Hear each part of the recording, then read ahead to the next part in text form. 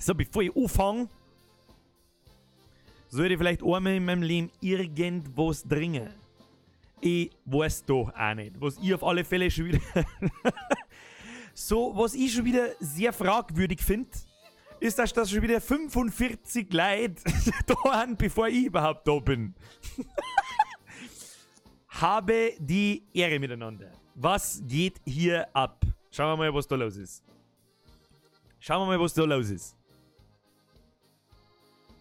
Das ist lauter Vollgas-Narische, das sage ich schon.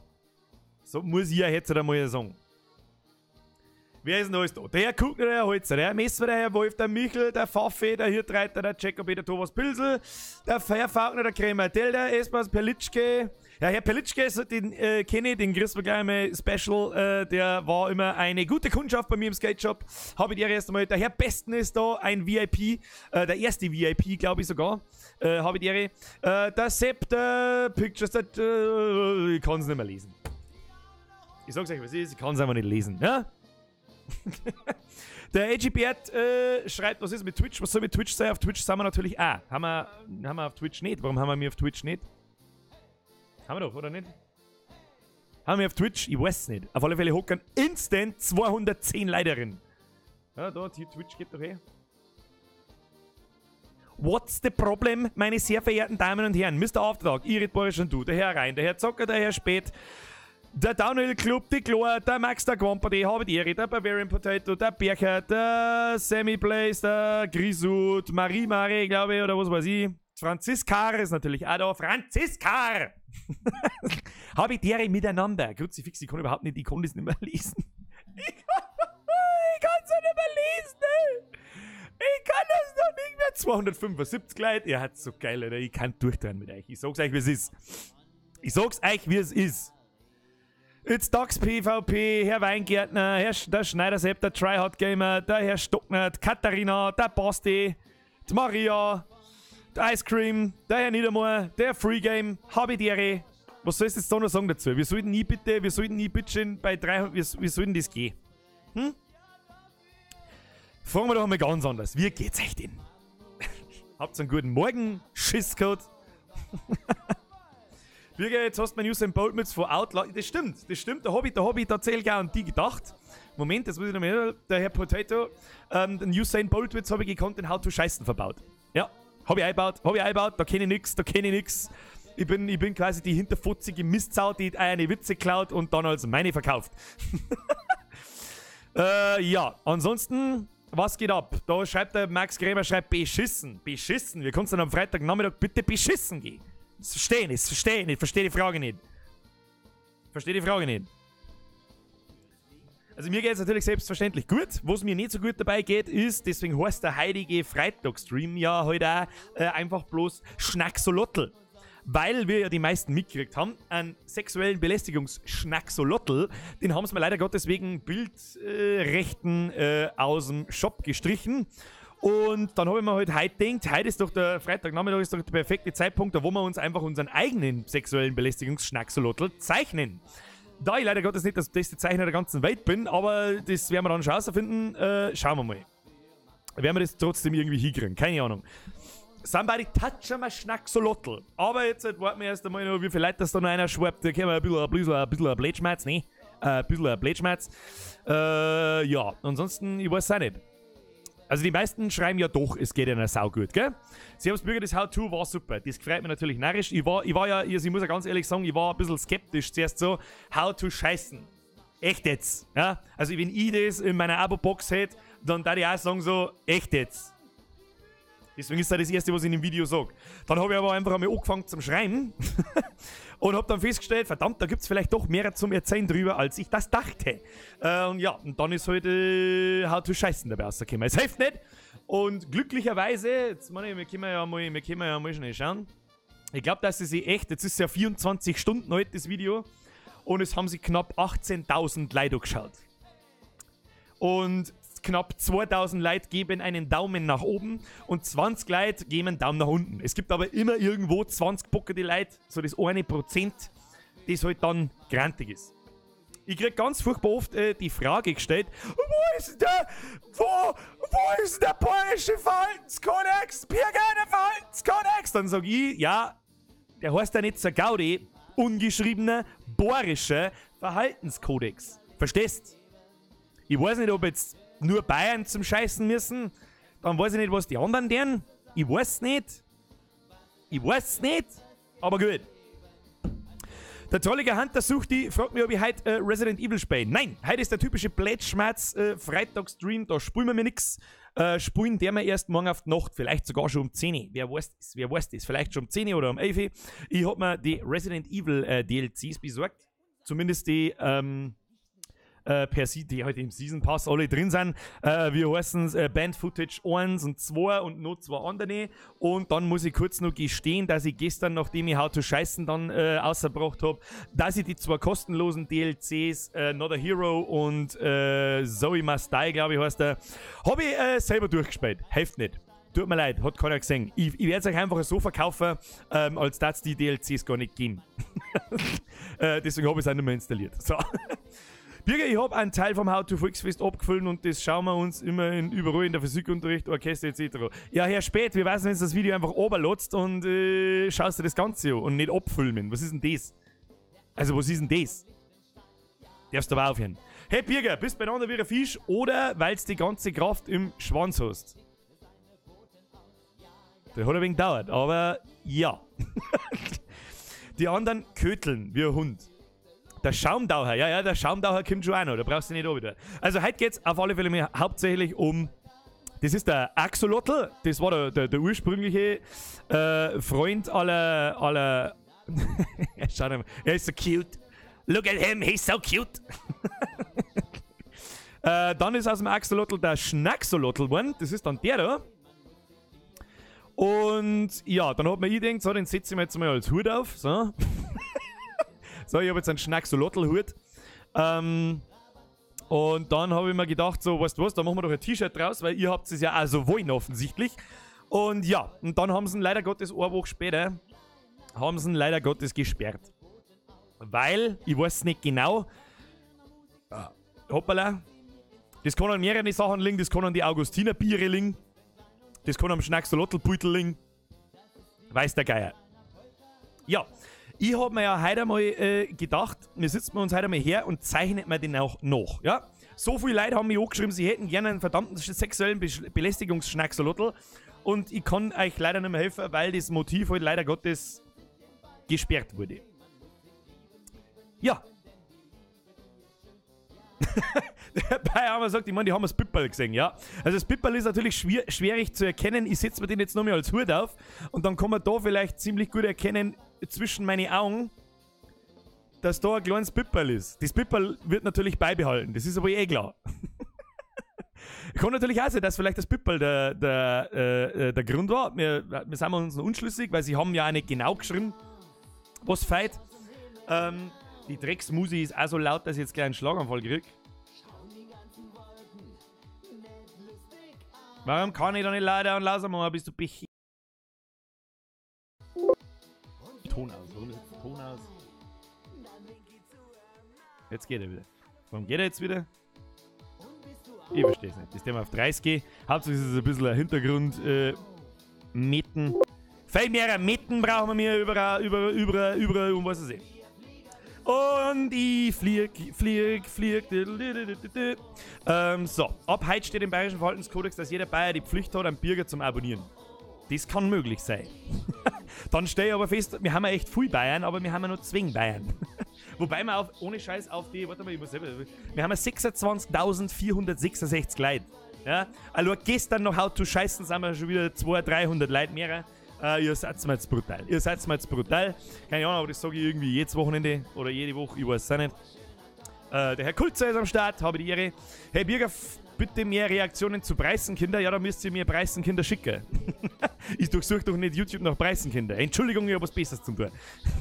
Und wenn es bloß Knüllen und Falten ist. So, wieso kann ich da nicht lauter und lauter machen Respekt, Birger? Was? Wieso kann ich da nicht lauter und lauter machen Respekt, Birger? Ich verstehe nicht. Weil, ich verstehe den Namen nicht, weil Baum. Der Herr Stockner schreibt, kannst du mal wieder PUBG spielen? Vielleicht. Vielleicht, aber da habe ich momentan so eine dermaßen Tiefstphase in diesem Drecksspiel, dass ich einen Sicher auskrieg. Sichern. Verstehst? Den da krieg ich da, den da. Da krieg ich einen totalen hier Scheißhaus-Schlaganfall. Bei 30.000 macht man einen 24-Stunden-Stream. Dann darf ich mir aber nur ein Handvoll. Nein, das sage ich jetzt nicht. Das kann man in der Öffentlichkeit nicht sagen, was ich mir dann ein Handvoll besorgen muss. Schauen wir mal. Ich weiß ehrlich gesagt ich weiß noch nicht, was ein Special für 30.000 ist. Ja, ich hoffe, da muss ich mir jetzt aber auch nicht so schnell einen Gedanken drüber machen. Hoffe ich. Jetzt bitte schon einmal ein wenig. So, wo ist das Bockfotzen-Kriegsschiff mit 2 Bockfotzen-Gatling-Guns und 4 Bockfotzen-Granatwerfern? Das gibt beim nächsten Thema. Das gibt beim nächsten How-To. Ein Handvoll oder ein Kasten voll? Ja, beides. Also ein Kasten voll Bier, das kann man ja sagen. Und ein Handvoll, das kann ich jetzt nicht sagen. Bist du eigentlich der Knüller oder Falter oder der Ein-Finger-Spezialist? Also ich bin leidenschaftlicher Knüller, sag ich euch, was es ist. Ich bin so der hier Phase 1 knüllen, Phase 2 Arschgrunzen, Phase 3 kein Abrieb. Passt. Einer beim Austrian hat sich als Bürger ausgegeben. Was? Wer hat sich als Bürger ausgegeben? Ich weiß nicht, wer. Ich weiß nicht, also die Leute, die mich kennen, und wenn da niemand da ist, der sich als Bürger ausgibt, dann brauche ich hoffentlich die Leute sagen, die mich kennen, ist hier Bockfotzen, Gewitteralarm. Special für 30.000, How to Scheißen live. Der Herr Bayer haben wir gesagt, was war das jetzt? Special für 30.000 Abonnenten. How to Scheißen live, ja, das haben wir schon gehabt. Warte mal, was war das andere nicht?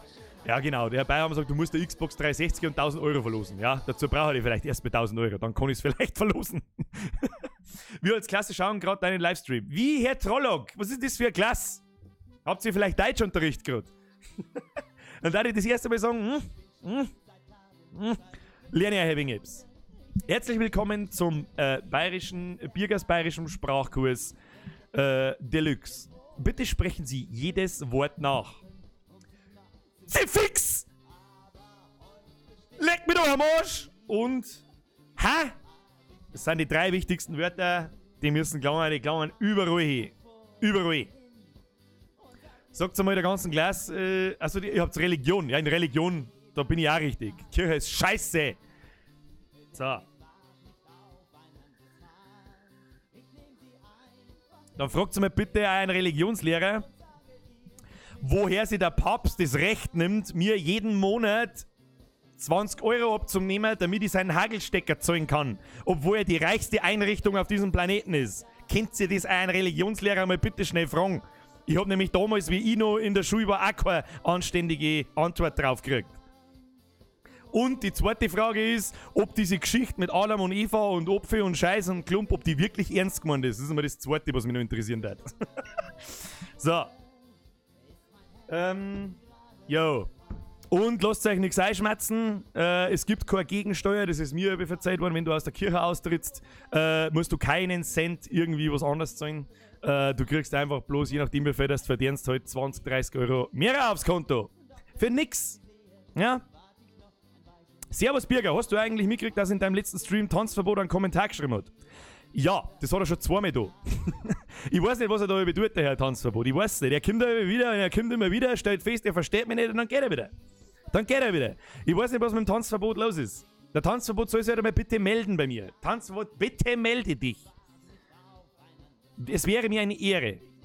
So, das war der erste, wie soll ich sagen, der erste bohrische Preißenkontakt, den ich pflegen würde. Vielleicht. Bürger 25 plus, der Lehrer, den die Bayern zu Fuß. Herr Ida! Ich bin vom Bockfotzen der Patchy zusammengefutzt. Herr Ida, vergeht's gut. So. Stimmt, also ich habe ja gerade selber erklärt, warum die Kirche die reichste Einrichtung der ganzen Welt ist, weil sie einfach kommentarlos, ohne dass du gefragt wirst, musst du denen halt, sobald du arbeitest natürlich, ja, Kohlen in den Hintern blasen. Und das war's dann. Herr Wurmei!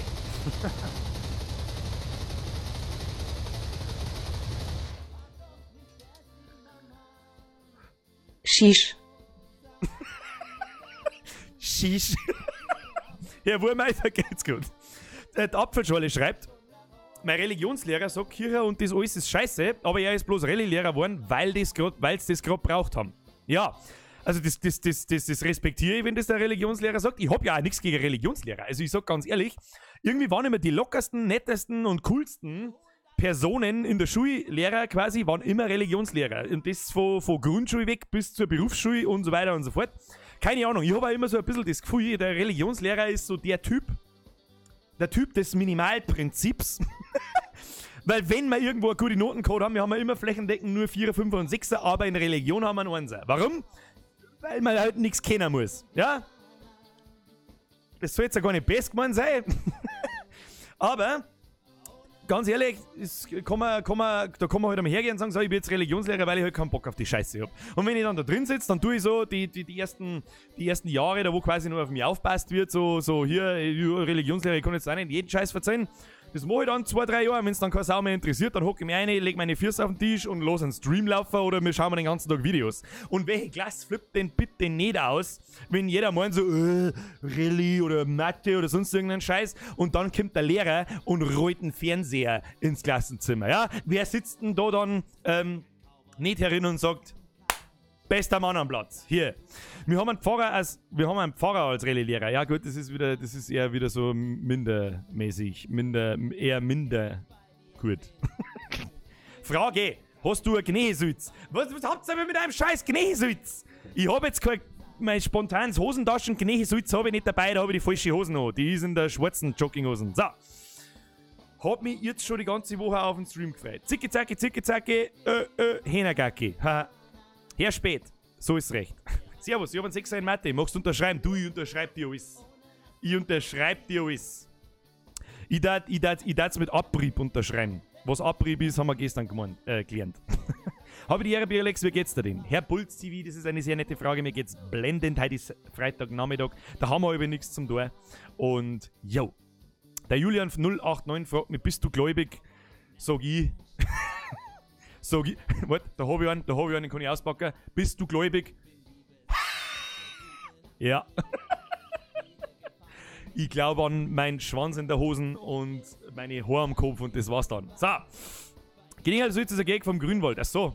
Das weiß ich nicht. Ich schau im Grünwald nicht. Da geht er in Mackie rein und fragt nach einer Gnähalsütz. Ja, das ist okay. Das kann man mal machen. Ich finde aber viel lustiger, wenn man in McDonalds reingeht und nach einem MacGyver fragt. Bürger 25 Plus unterschreibt eine Probe mit Abrieb. Ja. Warum?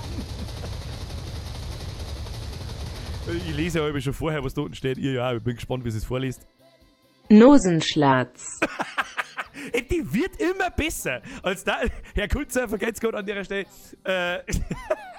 Die Tussi, die das vorliest, also entweder lernt die, ich weiß auch nicht, oder ihr lernt die Sachen besser als zum Tippen, dass sie das sauber vorliest. Nosenschlatz. Warum nicht? Kann man mal so machen. Wenn du krass bist, dann rauchst du durch die Nosen. Hey, das geht. Da habe ich jetzt nicht damit gerechnet. Okay. So, das ist quasi Schnupfer 2.0. Du steckst dir das Teil in die Nosen. So, jetzt kann ich es natürlich wieder putzen, weil da jetzt der Nosenschlatz drauf hinkt. Naja. Der Grünwald, was der Grünwald wohnt bei mir in der Nähe. Ernsthaft, oder was? Und sagst du mal einen schönen Grüß. Er soll ja mal mehr Kniehalswitz bestellen. Jemand fragt mich, ob mein... Ich muss auf den Kopen. Alter, wir haben ja fast 500 Leute. Hat sie behindert? Hat sie... Das sind aber die Ultra-Ekelkoppel. Da wo du selber sagst, hörst auf. So, mich fragt jemand, ob mein Headset da links kaputt ist. Ja, aber ich hab's professionell wieder repariert mit Kunstharz. Das heute wird bomben. Also keine Ahnung, bevor das nochmal abbricht, dabei bricht mein Kopf. Der Herr Hirtreiter fragt mich, ob ich einen Fäkelpulli habe. Ja, das hat... Headset auf jetzt. Danke, nein, alles gut.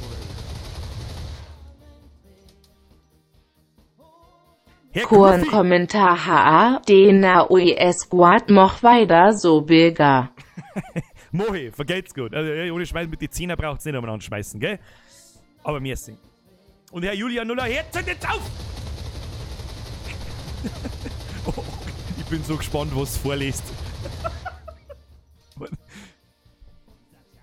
Ore idiger Eiersjoas. Da müssen wir noch ein bisschen üben. Aber er vergeht's gerade an der Stelle. Ohne Scheiß, braucht's nicht. Aber viel herzlichen Dank. Ich würde liegen, wenn's mir nicht gefallen hat. So, was hältst du vom Hans Söllner? Ja, hat meine Jugend geprägt, das ist nicht. 30.000 Abo-Special Bürger meets Grünwald. Na, der Grünwald, der ist ja dreimal so wie ich. Das ist ein Wahnsinn. So, jetzt rauchen wir noch ein bisschen und dann darf ich halt mal langsam vorschlagen, wir befassen uns jetzt einmal mit dem sexuellen Belästigungsschnacksolotl, weil ich glaube jetzt auch nicht, dass ich den auf eine halbe Stunde herzeichnen werde, sondern das wird schon ein bisschen dauern. Also ich hoffe, dass das auch einigermaßen unterhaltend ist dann. Aber ja. Der Wauzi fragt, Grillen, hast du schon angeschmissen? Erstmal habe ich die Wauzi. Nö, habe ich tatsächlich noch nicht. Aber es ist bei uns auch erst seit gestern war der erste schöne Tag, wo man hätte grillen können. Eigentlich ist das eine gute Idee. Aber wenn ich jetzt zu meinem Metzger des Vertrauens fahre, dann kann ich mir nicht sicher sein, ob er die Rippal da hat, die ich gern hätte. Die Rippal, die ihr hoffentlich alle kennt. Jeder, der meine Rippal nicht kennt, gibt jetzt sofort bei YouTube ein How to Fleischbatzen. So. Hey, Bürger beweisen, wenn du mal in YouTube Nachspielzeit der verarscht an Hirsche. Weiß ich nicht, was das ist. Das ist wahrscheinlich irgendein YouTube-Video, aber für das haben wir halt nicht da. Mit dem wir halt zeichnen. Was ziemlich krass ist, dass wir mir knapp 500 Leute haben. Ihr habt es alle nicht ganz sauber. Das ist alles, was ich weiß an der Stelle, okay? So. Für alle, die es gerade noch einer schreibt, habe ich der. Ich kann auch nicht in jeden Einzelnen gerissen. Was meinst du denn? Für die sich fragen, was zum Teufel ist denn das, der sitzt da einfach bloß und redet Scheiße, das ist ein Livestream. Ich habe so ein bisschen die Befürchtung, dass das früher auf YouTube gar nicht wissen. Dass das überhaupt geht. Ja. Richtig, Respekt, Weißwurst. Das sind 3 schöne Wörter, die gefallen mir. Richtig, Respekt, Weißwurst. Koppala macht. Wer heute Abend nichts zu tun hat, 2 Tage, was? 2 Tage wach, Ebersberg. Ich weiß nicht, was da ist, aber vielleicht irgendein Festel. Der Hogelburcherne. Herr Hogelburcherne. Beste Unterhaltung zum Photoshoppen. Ich hoffe, du hast no a Wengel, hob no 50 Buidel zum Moch a. Noch 50 Beutel im Photoshop zu machen. Weißt du, was sich da gut trifft? Ich werde nämlich heute auch einen Photoshop aufmachen. Ich bin mir bloß noch nicht sicher, wo wir es machen. Oder wie wir jetzt den Schnacksolotl zeichnen. Ja. Ob wir das im Photoshop als Bild zeichnen oder ob wir es tatsächlich als vektorisierte Version machen, aber dann schaut er halt nicht so ulkig lustig aus. Wir müssen jetzt einen Schnacksolotl ein bisschen nachzeichnen, müssen wir die Bierflaschen ein bisschen nachzeichnen und dann werden wir das schon irgendwie so hinkriegen. Du bist der Beste auf der Welt, Alter. Ich hab die mal auf Leinewand in der Schule her, das war geil. Ich würde euch echt so fest interessieren, wo ich da überall abgespielt herzeigt, was da geredet wird. Also das würde mich so hart interessieren, das war echt mal interessant. Aber ja, keine Ahnung, was da alles los ist. Ich frage mich, wahrscheinlich bin ich dafür verantwortlich, dass in der Schule nichts anderes mehr da wird, außer den ganzen Tag Blödsinn angeschaut. Aber na gut, irgendjemand muss ja das Sozialprodukt senken. Und wenn es keiner tut, dann tue ich halt. Solange 10 drin bleiben, fällt ja nichts. Machen wir mal ein How-to-Vollrausch, Bürger. Schauen wir mal. Vielleicht. Was ist besser, Wodka Bull oder Flying Hirsch? Gar nichts von beiden. Captain Cola. So. Creeper, grüß dich. Wann hast du den nächsten Resident Evil Stream geplant? Morgen Abend. Jetzt, wo gerade so schön viele Leute da sind. Es gibt morgen Abend wieder einen, Late-Night-Livestream, da wollen wir zocken. Ich weiß schon, viel interessiert das nicht. Aber genauso viel interessiert es offensichtlich, weil da auch immer 300 Leute sind. Fix Mari hat sie beschissen. Jo. Hat sie beschissen, nicht ganz sauber. So wird das sagen. Jetzt T-Killer. Ich hab ins Hosen geschissen. Ins Hosen vor allem. Vergeht's gut, ohne Scheiß. Merci. merci. Was soll ich sagen, wie? Ihr Verrückten. Deine Videos schauen wir sich alle in der Arbeit da. Ja, das habe ich schon mitgekriegt, weil das ist ja bei uns in der Arbeit genau dasselbe. Ich finde bloß sowieso lustig, wenn bei uns manchmal Leute Videos anschauen. Mittlerweile wissen sie, dass es von mir sind. Aber früher war es oft so, dann schauen sie meine Videos so, zeigen sie das gegenseitig, lachen behindert und sagen, haha, der ist voll lustig und ich stehe so daneben. Hallo, das sind meine Videos. Lauter geistig umnachtete Personen sind da. Du musst Schnacksolotl machen mit einem Bürgerbier drauf. Ein Bürgerbier? Schauen wir mal. So. Also, wen das interessiert, der Stream morgen geht so um 10 Uhr. Vielleicht fangen wir das einmal eine Stunde früher an. Weil dann habe ich wieder Bock auf Zocken und dann ist es aber schon wieder 2 in der Früh und ich schlafe im Sitzen rein.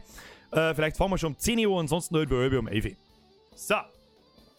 Der Fanboy ist auch am Start. Was geht ab? Was geht ab? Ja, noch nicht recht viel, aber ich züge jetzt da meine Holz an meiner Dampfmaschine.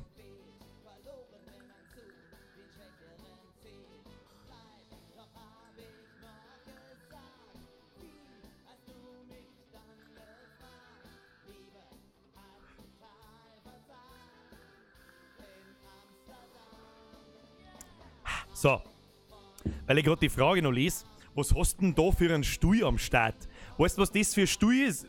Das zeige ich euch, was das für ein Stuhl ist. Phase 1, das ist ein Aldi-Stuhl. Phase 2. Ich kann ja leider nicht den Tee heben, warte mal. Da haben an der Seite so viel Spacks drin und da unten so viel Klebebandel, dass sie jetzt vielleicht von allein erklärt, wie gut der Stuhl wirklich ist. Schumau, Tante draußen, Moch, Kreuzkrucifix, Himmel, Herrgott, Sakrament, Mittags am Arsch, du Pfannerkuchen, du. Schumauma WOS de Google Tante draus mocht.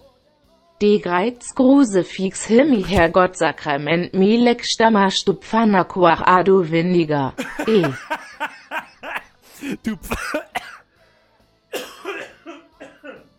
Du Pfannerkuchen, du Windiger. Der ist wirklich gut, der ist gut. Also ganz ehrlich, du Pfannerkuchen, du Windiger, den muss ich mir merken. So, Tante Mari hat mich gefragt, ja, was ist das für ein Stuhl? Ja, das ist einer mit Frucht. Also ich glaube, dass die Spaxen, die drin stecken, einer sind wie der Stuhl selber. Aber, ob man es glaubt oder nicht, das ist so interessant, dass die Frage, die ist noch nie gekommen. Seit einem Jahr jetzt dann bald, ist die Frage noch nie gekommen, was ist das für ein Stuhl? Und gestern habe ich mir einen gekauft, einen neuen. Was für einen kommt jetzt wahrscheinlich? Ja, den, wo halt jeder Volldepp hat, den scheiß DX Racer Ding. Weil ich halt einfach einen neuen brauche. Warum brauche ich einen neuen? Weil wenn ich so mache, passiert halt einfach das. Ich möchte das nicht. Ja, da kann man nicht, ich kann ja wieder aufstehen, noch oben stehen, noch kann ich mich zurücklassen, noch kann ich irgendwas. Ja, Achatz! Ich kann doch nicht! Ich kann nicht! Kafda Aschins, Kreuzbier, Firm, Schnacksolottel, D. Was kauft man für ein Bier für einen Schnacksolottel?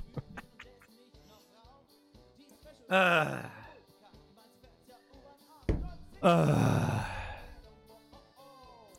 Erik Nörl, so, das ist jetzt die letzte Frage, die ich beantworte. Spielst du eigentlich Fortnite? Ganz ehrlich, bevor ich Fortnite spiele, steige ich auf einen Kran, hau mir ein Backel Zimmerernägel in meine Knie und spring in ein Planschbecken, das 1 Quadratmeter hat, wo ein 6 Meter langer Alligator drin auf mich wartet. Ist das Antwort genug, ob ich scheiß behinderten Fortnite spiele oder nicht? Gut. So. Ist es bei dir daheim so üblich, dass die Firmling an der Firmung saufen gehen?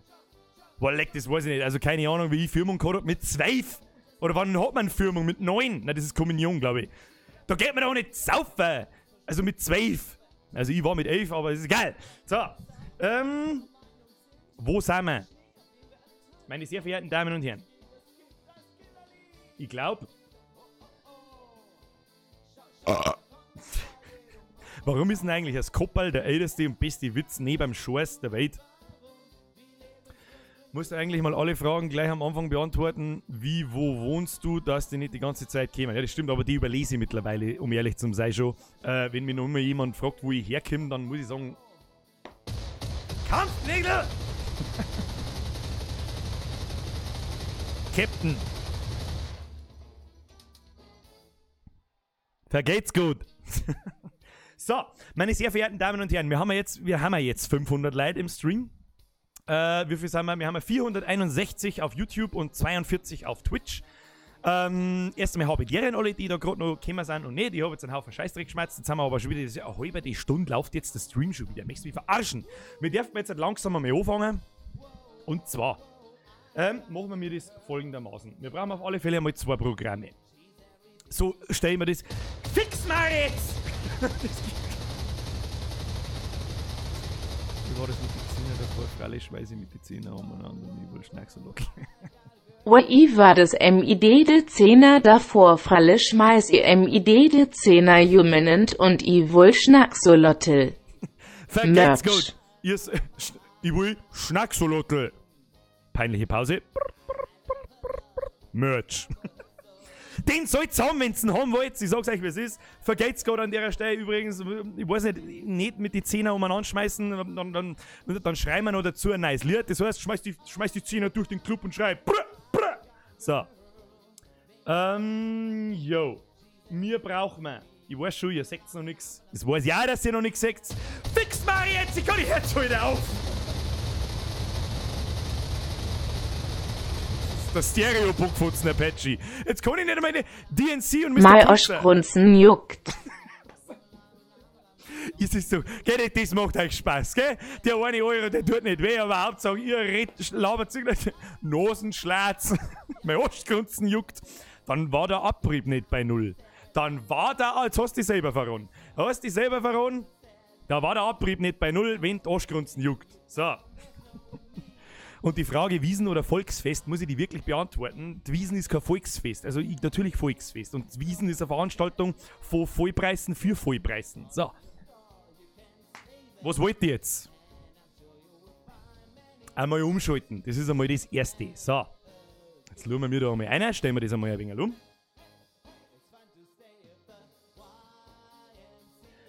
Also der Irit Borisch fragt mich, ob ich den ganzen Chat sehe oder bloß einen Top-Chat.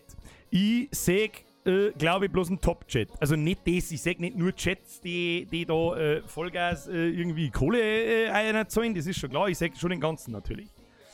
Hoffe ich zumindest, ich weiß nicht, was du sagen möchtest. Frag mich nicht so eine Sachen. So.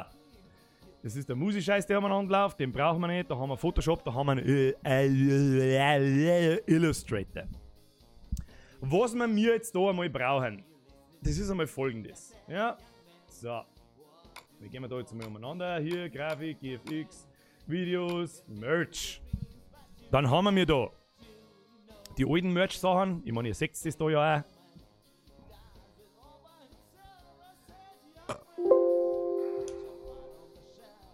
Und dann haben wir da einen sexuellen Belästigungsschnacksolotl.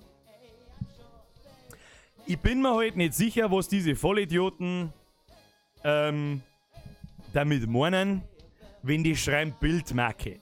Meinen die da ein Axolotl selber? Meinen die als Augustinerbier?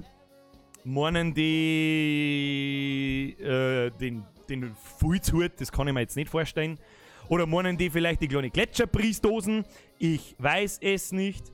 Was wir mir jetzt auf alle Fälle einmal werden, ist einmal nochmal recherchieren und ein paar Beutel schauen von einem Axolotl. Ja. DJ Aquila. Einmal Löwe, immer Löwe. Da kannst du gar nicht so Unrecht haben. Einmal Löwe, immer Löwe, Teufelsgruß, grinsender Smiley. Teufelsgruß. Das ist also der Teufelsgruß. Wie behindert ist denn die Tussi?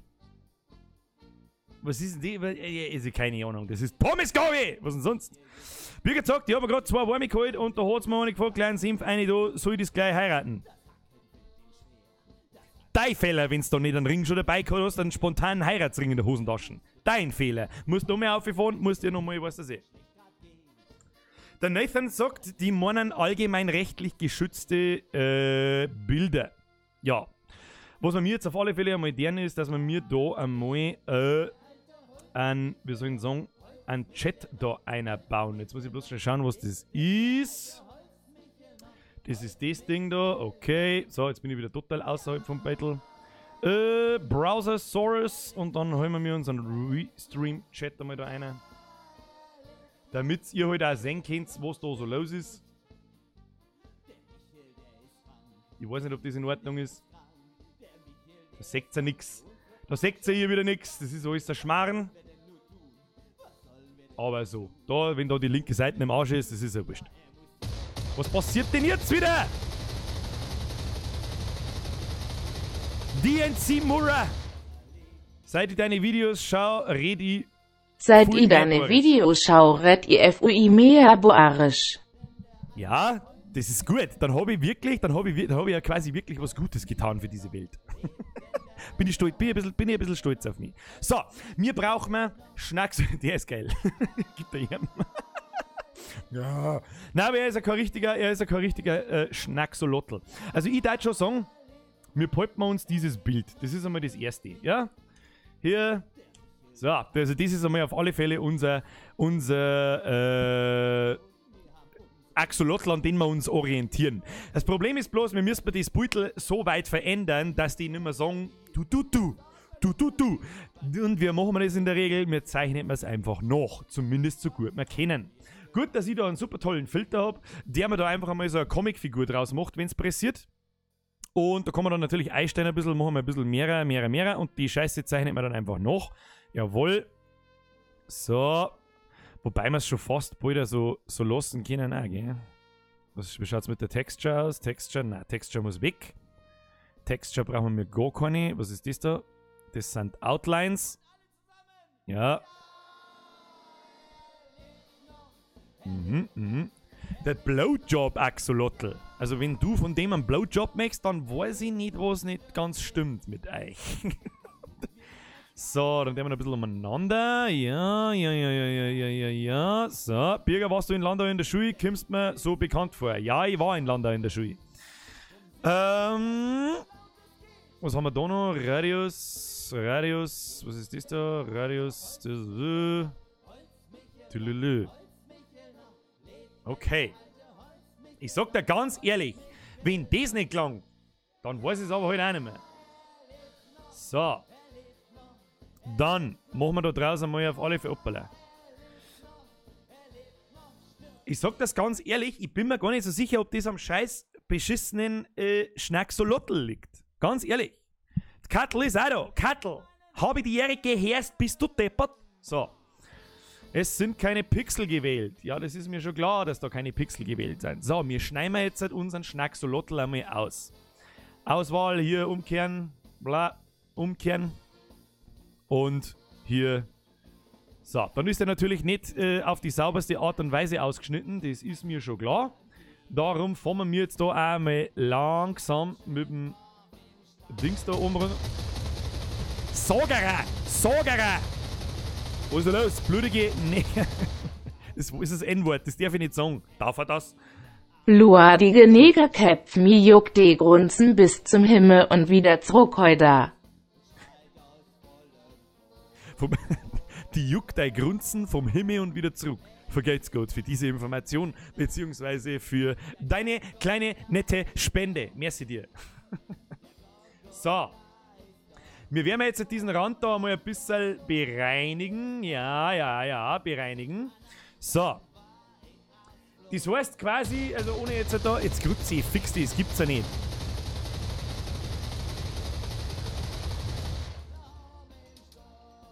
So.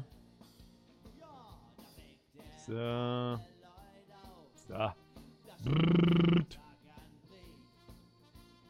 Vergeht's gerade übrigens an den DNC gerade. Birger Matz, Weisheit für die, was geht Sau ums Eck ist weg. das sind mal Weisheiten. Da hast du sauber rausgehauen. Weisheiten über Weisheiten. So, was wir jetzt auf alle Fälle machen ist, wie wir den da sauber kriegen sollen, das weiß kein Mensch nicht, um ehrlich zu sein. So, ja. Die ganzen harten Kanten quasi außer da, die sind halt nicht so schön. Lalalala. Ja.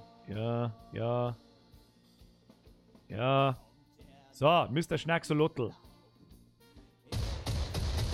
Jetzt hört's halt auf! Fix, Mari! Bayerische Fix! Alter, Brezen... Bilger, du Oidi, es brenzen so itz. Was? Du altes Brezen so jetzt! Jetzt habe ich es verstanden. Vergeht's gut an der Stelle. Fix, Maris, ich jetzt bitte auf damit, weil das nicht mehr normal ist. Ich kriege ein schlechtes Gewissen, ohne Schmarrn. Ich sitze auch bloß da und mal einen scheiß beschissen. Low Boy! Ich kann nichts mehr machen. Low Boy, mir Kimmt wo da MOI Bavarian ZAP oder Song? Also Bavarian Sepp kommt wahrscheinlich eher als ein neuer Song. Ja? Neuer Song, wenn ich Bock hab, Bavarian Sepp allerdings auch, wenn ich Bock hab. Schauen wir mal. Da hole ich mir meistens selber einen Kumpel ins Boot und Dings, weißt du das eh. Das Problem am Bavarian Sepp ist, dass ich halt da so sehr Gefahr laufe, dass wir einen Channel sperren. Und das ist halt risikobehaftet. Wobei andere Channel sperren es auch nicht. So, jetzt macht man noch ein bisschen Detailarbeit. Wie man nämlich zum Beispiel seine komischen Fransen da einmal ausschneiden. So. Fransen, jawohl. Da brauchen wir noch ein bisschen einen kleinen Bämsel. Gibt's noch mal einen kleinen Bämsel jetzt da. So. Ausschneiden. Ja. Gehen wir bis da hinten ausschneiden. Ist halt wieder jetzt, wie jetzt mal die Frage, ob sie das dann auf dem T-Shirt sauber drucken lässt. Ich weiß es nicht. Ja. Ich hoffe, beim letzten Mal hat es ja offensichtlich ganz gut geklappt. Ich habe sehr, sehr, sehr viele Battle von euch gekriegt, die sie an den alten, die Special Edition vom Schnacksolotl gekauft haben. Ja. Und waren sie. Mr. Extreme Rider! Sag mal, was magst du aus meinem Schnacksolotl? Ich mach gar nichts aus dem Schnacksolotl. Sogenannte WOS machsten du aus mein Schnacksolotl. Ich mache einen sexuellen Belästigungsschnacksolotl draus. So muss ich sagen. Ich hoffe, dass ihr das, vergeht's Gott an dieser Stelle übrigens, Herr Extreme Rider, ich hab die natürlich nicht vergessen, ja. Wir haben die ja quasi verewigt. Dann habe ich schon einen Aufschrei gehört von irgendjemandem, der gesagt hat, bist du blöd, den hat nicht der X-Rider erfunden, sondern irgendjemand anders. Ich sag's euch ganz ehrlich, ich habe keine Ahnung, ich weiß auf alle Fälle nur einen X-Rider und sonst weiß ich niemanden. Dann müsst's lauter schreien. So, das werden wir alles ein bisschen ausschnipseln da und die dunklen Steine wegmachen, damit das alles ein bisschen sexueller ausschaut. Das muss wirklich höchst sexuell ausschauen. Ansonsten wird das nämlich gar nichts, falls ihr euch jetzt fragt, oh, da hat er lauter so komische, oh, Birger, was machst du? Da hat er lauter so komische Kastel, das gehört da nicht hin. Das ist mir schon klar, dass die da nicht hinkehren, die gehen ja weg, wenn ich wieder rauszoome, verstehst du mich? Fix mehrere Sätzen ist nicht ganz sauber. Das ist ja wirklich, da klangst du dir ans Hirn. Ich bin mir gar nicht sicher, ob das überhaupt irgendjemand geschrieben hat. Ob es jemand geschrieben hat oder nicht, das ist ja mir wurscht. So. Schnacksolotl, da gehen wir jetzt mal da so ein bisschen umeinander. Blub, blub, blub, blub. Vielleicht sollten wir uns aber auch das Originalbeitel nochmal holen. Originalbild, das legen wir da nochmal drüber, damit wir das ein bisschen seibriger sehen, wo wir mir da umeinander gageln müssen. Ja, nämlich natürlich da so. Da wurschtelt man jetzt einfach so ein bisschen durch. Das kriegen wir dann schon hin. Das hat dann schon seine Richtigkeit und seinen Sinn. Ja, und einblenden. Okay. Also fix Mario, Alter, ohne Scheiß jetzt einen Minutentakt. Die klar. Walleck, kauft da einen neuen Stuhl. Vergeht's gut, ich sag's euch aber auch wirklich ganz Leo ehrlich. Alec, kauf da an neuer Stui nichts sehen, lachender Smiley mit kaltem Schweiß. Smiley mit kaltem Schweiß. Vergeht's gerade an die Klar, ganz ehrlich, also da liege ich ja auch nicht. Ich hab mir wirklich einen neuen Stuhl gekauft und den habe ich mir tatsächlich von euren Spenden gekauft. Da brauchen wir nicht drum schmerzen, den habe ich mir von euren Spenden gekauft. Das ist immer nur das Versprechen, was ihr mir da spendet, kommt wieder quasi in den Stream. Und ich schätze, also er ist auch schon verschickt worden, der Stuhl. Der kommt voraussichtlich morgen. So, jetzt gagelt man da so ein bisschen umeinander. Dann haben wir da dann noch mehrere. So. Wipp. Wipp. Dann haben wir. Dann darf das eigentlich gelangen. Ja. Herr Siu, spinnst du ein wenig? Für ein Servus. Also da hättest schon mehrere schreien können. Servus. Für einen 20er, du Irre. Ohne Scheiß jetzt bitte. Also ernsthaft jetzt. Aufhören. Es reicht jetzt. Es reicht. Ich stirb an einem schlechten Gewissen. Herz auf damit jetzt. So. Wahnsinn. Ihr spinnt's alle. Unfassbar. So. So. Dann müssen wir da natürlich auch noch ein bisschen umeinander gageln.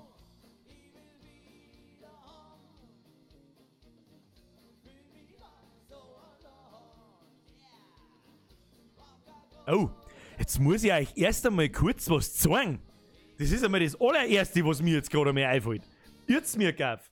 An die Lisa, das ist die Holima im Chat. Jetzt pass auf. Da haben wir Zeug. Hier, Ansicht. Ja. Gebt euch mal den geilen Scheiß, bitte. Gebt euch mal den geilen Scheiß. Herr Syu, ich warne dich. I fucking warn you. Gebt euch mal den geilen Scheiß. Bitte schreibt's mal in den Chat eine. Herr Syu! Hör auf damit. Ohne Scheiß, hat's ihr behindert. Ich bleib für ja da, wenn ihr nicht alle 5 Sekunden 8 Millionen Euro herschmeißt. Servus. Ich mach's jetzt wie ihr. Servus. Servus. Alter, Herr, bitte, ohne Scheiß. Ich stirb an einem schlechten Gewissen. Ich weiß nicht, was ich sagen soll. Ach. Herr Bohrische Freaks. Ich kann's nicht lesen. Was mit den anderen Die sogenannte AMOI mochst MOIWOs mit andere bayerische YouTuber des WattVOI zum Schleidern Bierkrüge. Herr Bohrische Freaks. Vergeht's gut an dieser Stelle. Die Frage ist bloß, ich weiß nicht, was ich mit anderen bohrischen YouTubern machen möchte. Wenn ich das rausgefunden habe, dann kann es schon passieren, dass ich mich mal bei einem von euch melden werde. Aber bitte, bitte, ohne Scheiß, weil ich mir einfach blöd vorkomme, bitte versucht euch da nicht einer zum Kaufen. Verdammte Scheiße. Wo haben wir denn? So, danke. Da, stop it now. Da, Mary Joanna, die macht's richtig. Von mir kriegst nix. So, also, Lisa. Huldigt mal bitte der Lisa, schreibt's, Lisa, das Ding ist einmal der Oberwahnsinn, oder? Sie hat sich belesen und hat einen Schnacksolotl gehäckselt. Nathan! Grüezi, fix, was soll denn das für Stream sein? Ich sitz mir her und lass mich von euch bespenden, oder was soll das denn? Was soll das denn, ne? AS pennt NUA, um die AUF dir Nerven zu gehen. Ja, also ganz ehrlich, wer ist denn schon bitte genervt, wenn er Geld kriegt? Ja, es ist okay, aber ich würde gern mein... Ach,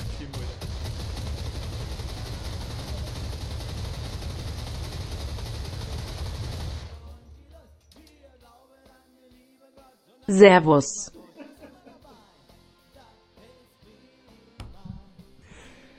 Servus.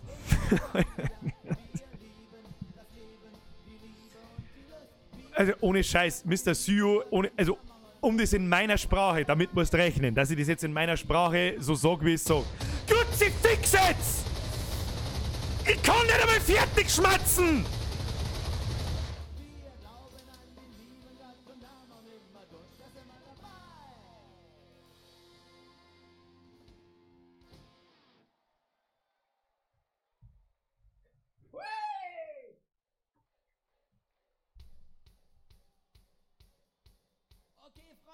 Okay, jetzt geht's wieder.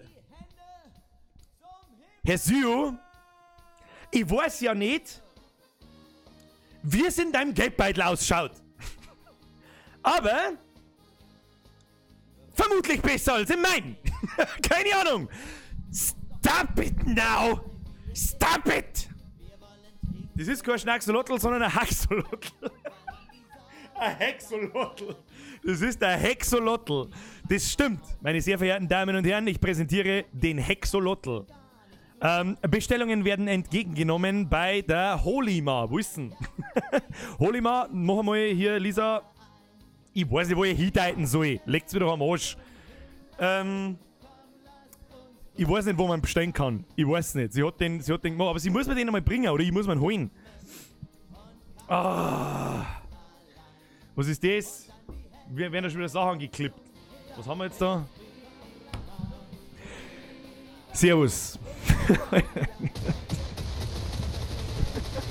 Ihr mit eurem Kass. Ihr alle mit eurem Kass. Alter, jetzt hört's halt auf.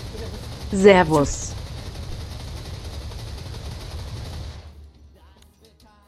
ihr sollt nicht mir den Euro Lisa, geben und das hast Kenner. und sagen, Lisa, das hast keiner, sondern gibt's verdammt nochmal der Lisa den Euro nicht mehr. Alter, jetzt, ohne Scheiß, jetzt stop it. Vor allem der Herr Siu, du spinnst komplett her auf jetzt, ohne Witz. Weil's mir zuwider ist und wird. Vergeht's Gott, dennoch, ich kann nicht mehr sagen wie Messi, du spinnst komplett, jetzt reicht's, ohne Kass. Es ist gut jetzt. Kann ich jetzt den Axolotl weiter malen? Ich möchte malen. Ich wollte schon immer malen, schon im Kindergarten wollte ich malen. Ich hab nie dürfen, weil ich über den Kleber gefressen hab. Kann einiges erklären. Ich hab natürlich nicht einen Kleber gefressen. Probiert mal, okay. Aber weißt du eh, was ist. Ich kann den gelben Prittstift ganz gut empfehlen. Ich bin so gespannt, wie viele Leute jetzt daheim sitzen und einen scheiß gelben Prittstift fressen. Ach ja.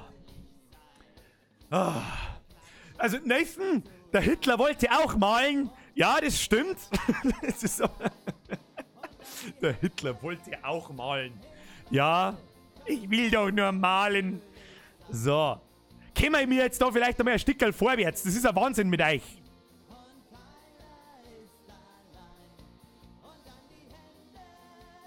So. Ein paar Striezeln dazwischen einmalen. Bisschen Striezeln, jawohl. So, dann schauen wir mal, wie das ausschaut. Ach, Alter. Der Bayer. Serster ist der Metzger. Serster ist der Metzger. Sag ich Servus Metzger und ohne Scheiß vergeht's gut. Jetzt bitte, es gelangt für heute. Echt. Es reicht. Sonst krieg ich einen Herzinfarkt. Ich sag's euch, was ist. Ihr spinnt's ja total. Passt. So.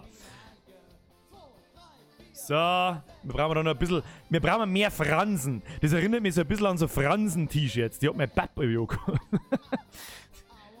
So super coole Transen-T-Shirts, hätte ich jetzt was gesagt. Fransen-T-Shirts.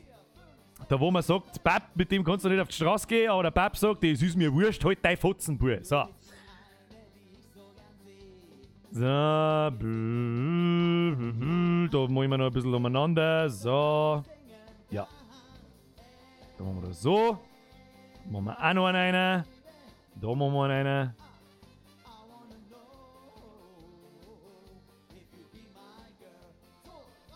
Und das da radieren wir ganz weg. Das schaut irgendwie seltsam aus. Ich weiß auch nicht. So. So. Gut. Dann.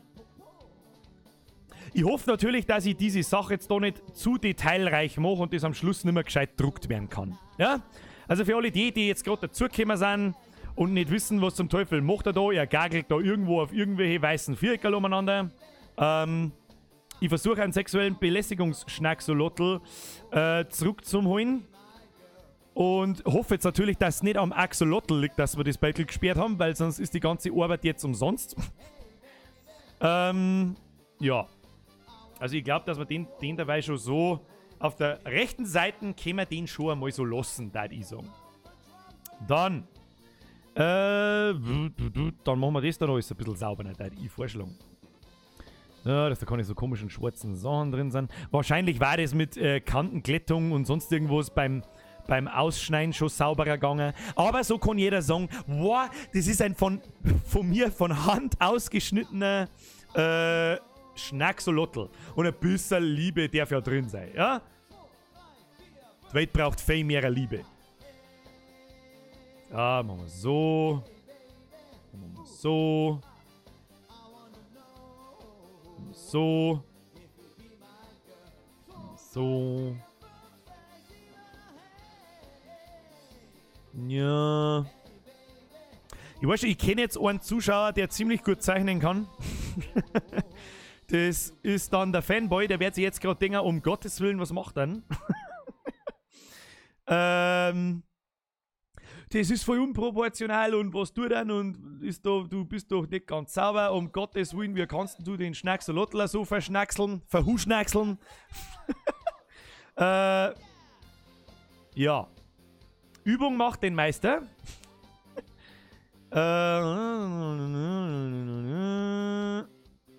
Ja. So. Dann an der Stelle mal nochmal natürlich habe die Ehre an euch ganzen Vollgasnarrischen, die gerade einer schauen. Und die ist gerade einer schwappt. So.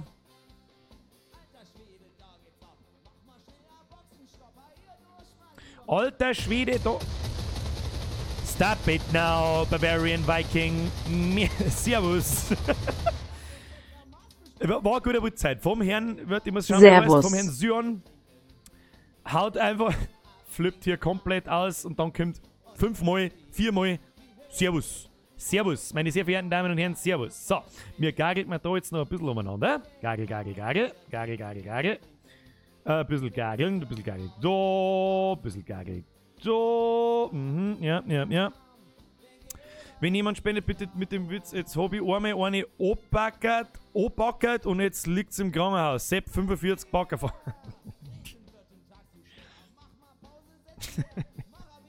Stell dir vor, du findest einen Typen geil und dann packert er die über den Haufen.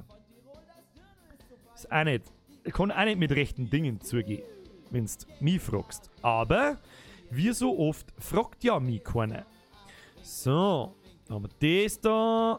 Ein bisschen so gageln, ja, ein bisschen gageln. Chup. Ja, das schaut doch gut aus. Ich weiß schon, das schaut aus wie ein Pixelbrei. Aber wenn wir mir da jetzt noch ein bisschen auszoomen, dann kommt da doch ein sehr viel detaillierterer Schnacksolotl an den Start wie der alte. Aber der alte Schnacksolotl, weil den haben so viel Leute gekauft, da muss man auch sagen, das ist wirklich eine Special Edition, weil der ist aus der Idee heraus entstanden und das wird jetzt quasi der Nachfolger-Merch. Prost, ihr Säcke, Prost, du Sack, heißt es dann.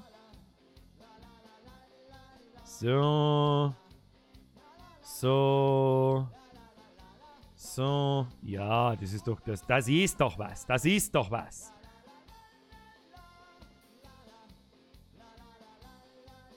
So.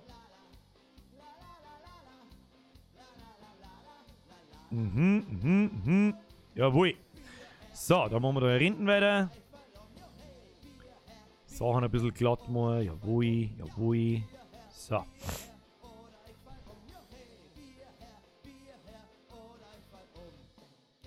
So ein Penner, wenn man schon was spendet, soll man dazu stehen. Was gefällt, Martina? Was ist denn so ein Assi alles zurückziehen? Hat er alles zurückgezogen? Oh nein, da werde ich deswegen auch nicht pleite gehen. So. Wo sagt man das überhaupt, ob derjenige das zurückzieht oder nicht? Das weiß ich gar nicht. Soll er das zurückziehen? Das ist ja mir wurscht. Der Hogelbucherne fragt mich, ob ich da ein Grafiktablett hernehme oder die Maus. Ich habe leider kein Grafiktablett, für die paar Spielereien, die ich da mache, ist ein Grafiktablett immer zu teuer. Ich hätte zwar wirklich gerne eins, muss ich ganz ehrlich sagen, aber für die paar Spirenzchen, die ich da Gaudi halber mache, nehme ich immer die Maus. Also auch für so Sachen wie ein Massmo und so, wobei das sowieso als in Vektorgrafik zeichnet, da ist es ein bisschen einfacher, dauert natürlich ewig, aber es lassen sich so einfach sauber an die Linien ziehen. Und wenn man das jetzt einmal so begutachtet, dann ist doch das schon ein ziemlich brutaler Schnacksolotl. Meister heißt der. Pizza Leberkäse mit Mayonnaise ist ein Zustand. Das ist kein Zustand, das ist einfach, das ist da nimmt's der. So, jetzt machen wir seine Barthaare. Pizza Leberkäse MID Mayonnaise ist ein Zustand. Das ist, wie gesagt, das ist kein Zustand, das ist eine Volksverräterschaft. So.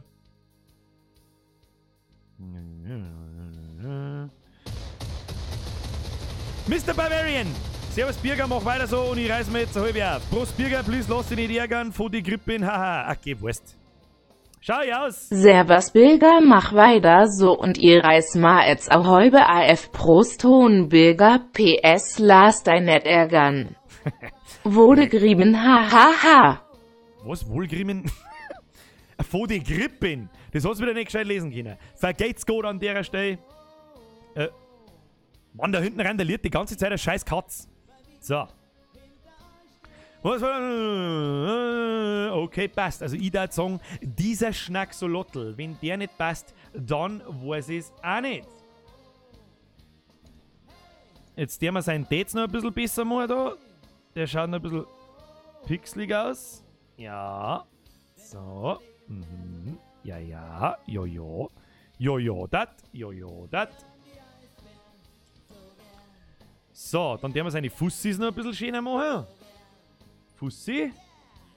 So. Okay, ob das schöner war wie vorher, das ist jetzt natürlich fragwürdig, aber die passen. Und die passen auch. So, jetzt müssen wir da mal schauen, ob da irgendwo ein kreisliger Scheiß ist. Ein pixeliger. Und da ist tatsächlich noch ein bisschen einer. Den sagt man besser, wenn ich das da den Hintergrund da lila mache. So mache ich das natürlich ich. Ja. Dann müssten wir hergehen, löscht wir den ganzen Scheiß einmal. Machen wir da mal wieder einen weißen Hintergrund. Jawohl. Upsala. So. Dann brauchen wir das auf alle Fälle einmal größer. Nämlich in 300 Dings, dann ist das Teil 30 cm breit. Ich glaube, das ist eine ausreichende Größe für unseren Schnacksolotl. Dann gefallen mir die Farben nicht so hundertprozentig. Mir machen wir den auf alle Fälle mal ein bisschen kräftiger. Ja, ein bisschen kräftiger. Ein bisschen farbenfroher.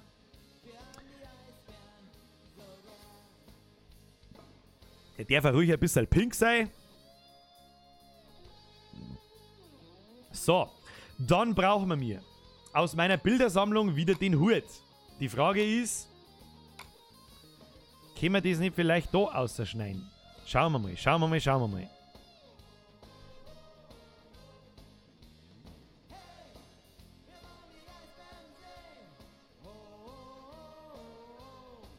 So, also den Hut, den können wir ja wieder nehmen. Da die meine. Nö, warum nicht? Warum nicht? Dann müssen wir in meinen Weiten der Bildbibliothek schauen. Das sind übrigens alle Beutel gewesen, die jemals in einem How-To vorgekommen sind, falls das irgendjemanden interessiert. So. Dann haben wir da den Hut.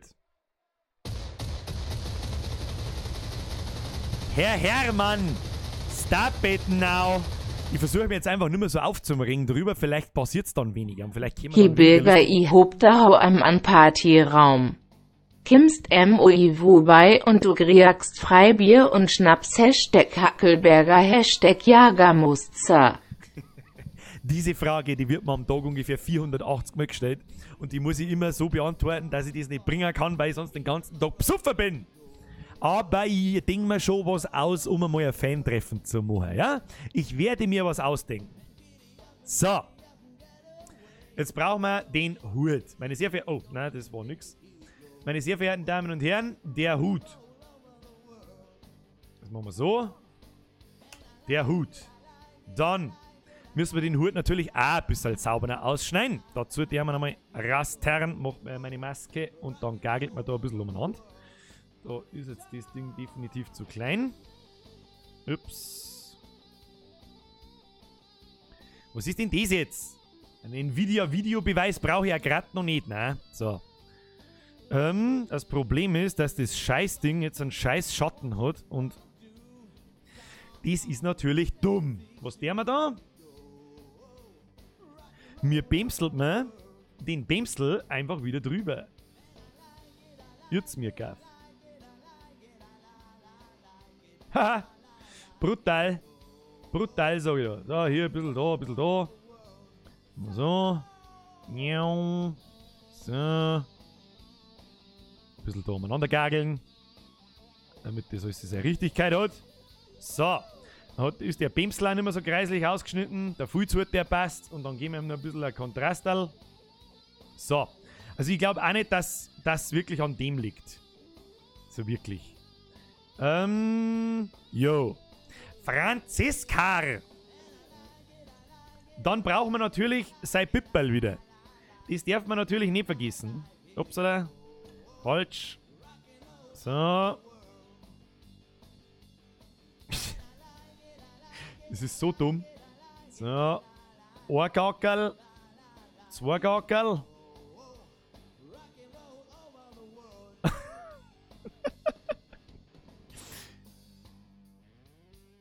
So.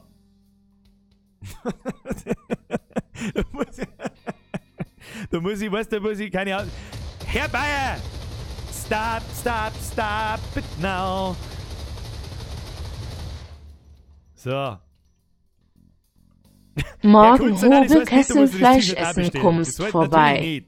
Also die einen originalen Schnacksolotl schon haben. Der originale Schnacksolotl ist der von vor 2 Wochen. Aber der ist ja gesperrt worden. Also mit sehr viel, ich befürchte ja, dass uns den auch wieder sperren. Die Frage ist jetzt ja da nur, Moment, jetzt müssen wir da mal, ist denn wirklich an die Bierflaschen gelegen? Ich weiß nicht. Keine Ahnung. So.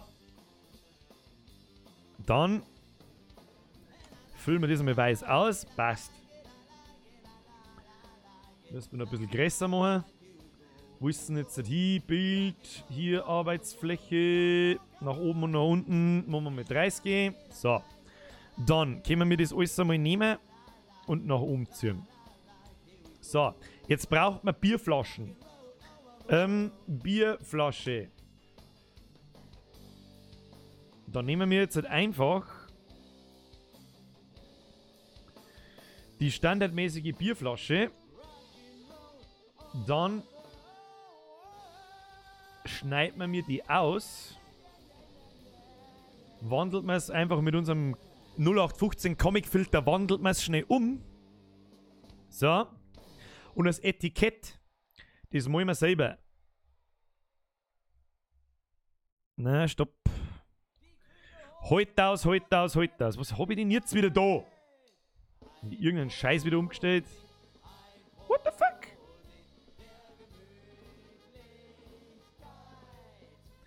Gut, dann müssen wir heute erst einmal speichern. Grafik, GFX-Videos, Bürger, nicht Bürger.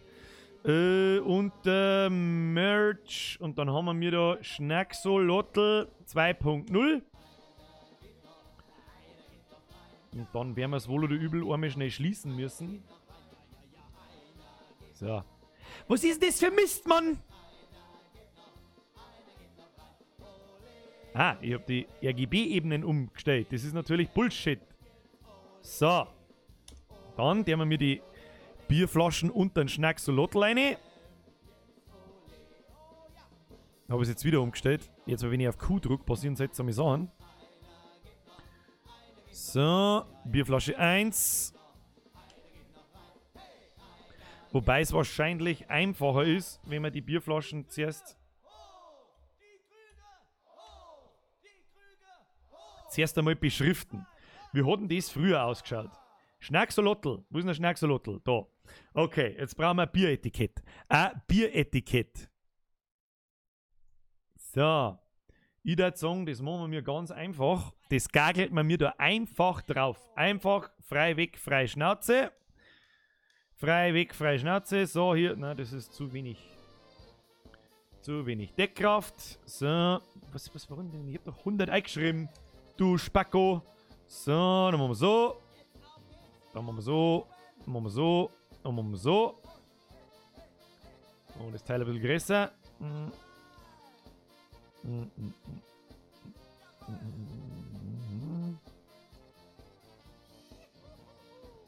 So.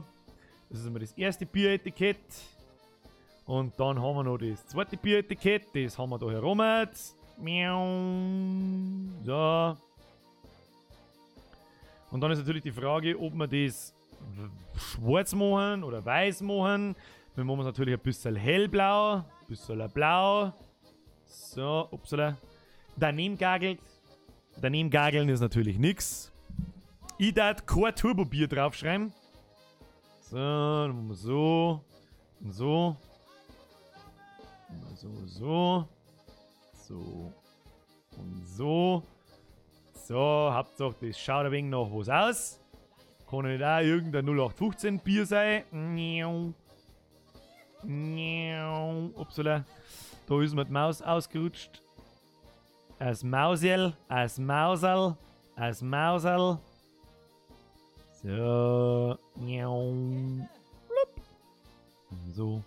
So. Und so. So. Dann machen wir. Dann muss natürlich ein Logo drauf. Ja, es ist natürlich kein hier Originals. Keine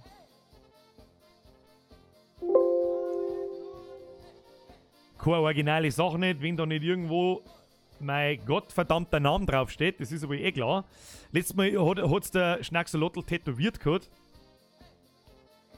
So, das schreiben wir da unten rein. Das machen wir so.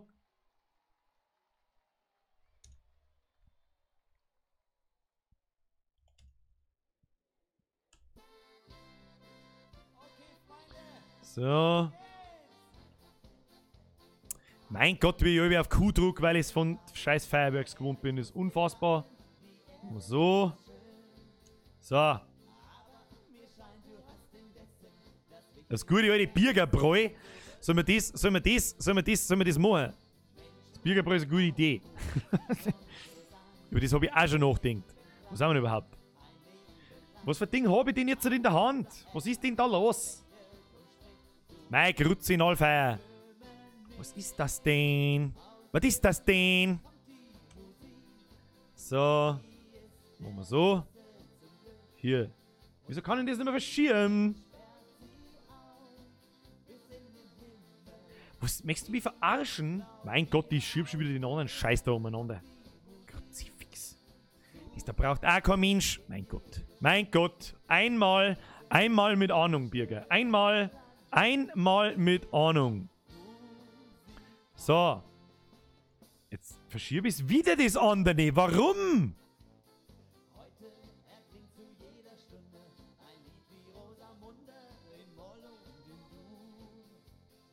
Ich kriege jetzt gleich den kompletten Anfall. Ist euch das überhaupt bewusst?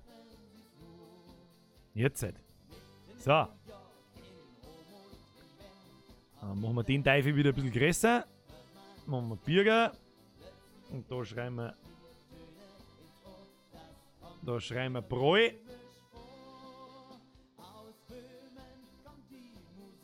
So. Birgerbräu.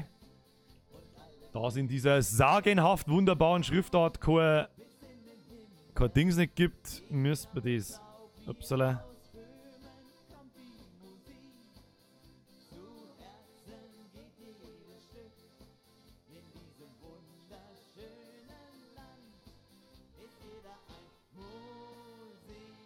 So, Biergerbräu. So, dann. Was einmal mit Profis arbeiten, der Massimo muss das übernehmen. Wer ist denn der Massimo? Der Massimo. Du meinst ein Massimo, meinst du? Ich habe halt jemanden gefunden, der ist noch brutaler wie der Massimo. Den zeige ich aber anders mal, wenn es soweit ist. So. Jetzt passt auf. Dann Biergerbräu. Ich hoffe, man wird das wahrscheinlich nicht lesen können, aber schauen wir mal. T. Deswegen lasst man das so, wie es ist. 100 und das ganze Biergerbräu-Gedöns. Das schieben wir alles da in die Ebene rein. So, das ist natürlich alles ein bisschen unsauber gemacht jetzt natürlich. Mei, verschiebt die halt, du Scheißklump. So, das geht ganz oben. So. Also, das muss ja kein. Weiß das eh nicht. Das Schnacksolotl hell. Schnacksolotl hell schreiben. Jetzt pass auf. Schnacksolotl hell. Das schreiben wir noch dazu. Ich hoffe, dass man es dann halt auch lesen kann. Das wird nämlich dann nachher schon gescheit klar. Das Biergerbräu Schnacksolotl hell. So. Und da machen wir noch eine Leerzeile rein. Schnacksolotl hell. So. Und das machen wir ganz, ganz hellblau. Ups. Ganz, ganz hellblau. Und dann schaut das gut aus. So, Bürgerbräu, Schnacksolotl hell. Ja, und dann schirmen wir das Bierflasche noch dazu. Das nennen wir mal ausnahmsweise Bierflasche. So, und dann kann man da hergehen. Natürlich, ich weiß schon, für die Profis unter uns, das verzirkt sich jetzt alles ein bisschen. Aber das kleine bisschen, das sagt wirklich keine alte Sau. So. Dann hat da jetzt quasi der Schnacksolotl die eine halbe in der Hand. So, damit man das natürlich auch sauber lesen kann. Wie dämmen das? Dann machen wir so. So. Biergerbräu. Jawohl. Duplizieren.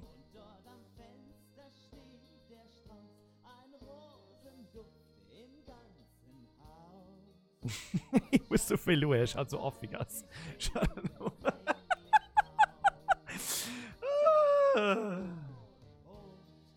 So, also wir sind also schon sehr nah dran. Sehr nah dran. Natürlich haben wir jetzt aber noch ein paar mehrere Möglichkeiten, nämlich wir müssen, glaube ich, den Axolotl selber nur ein bisschen verändern. Weil ich so schwer glaube, dass der daran schuld ist, dass wir gesperrt haben.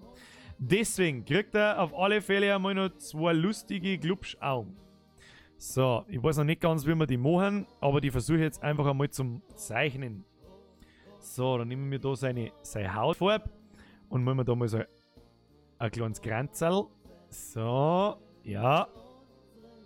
Dann machen wir da rundum noch ein kleines Kranzerl. So, dann nehmen wir eine sehr dunkle Farbe und malen wir einmal hier Glubscher.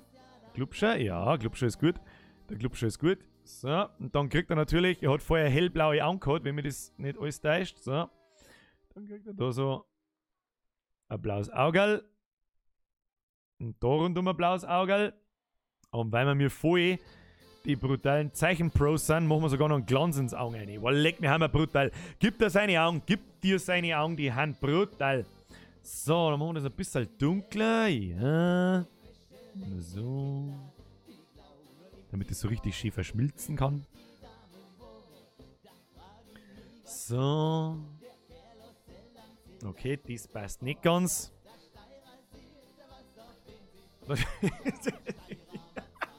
Er schaut auf alle Fälle in 4 Richtungen gleichzeitig. Okay, also seine Augen haben schon mal brutal. Die haben schon mal brutal. Was wir dann auf alle Fälle auch noch brauchen, das ist, den ziehen wir jetzt auseinander, sein Schmeizler, den brauchen wir auf alle Fälle. Also da kommen wir nicht rundherum. Was habe ich, was ist denn jetzt?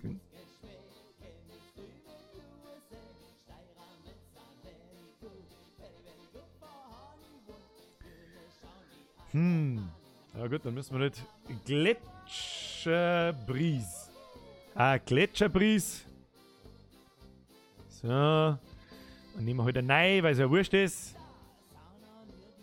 Warum lassen sie den jetzt da wieder keine Sachen einfügen? Mein Gott, ich flippe noch mehr aus mit der Scheiße. So.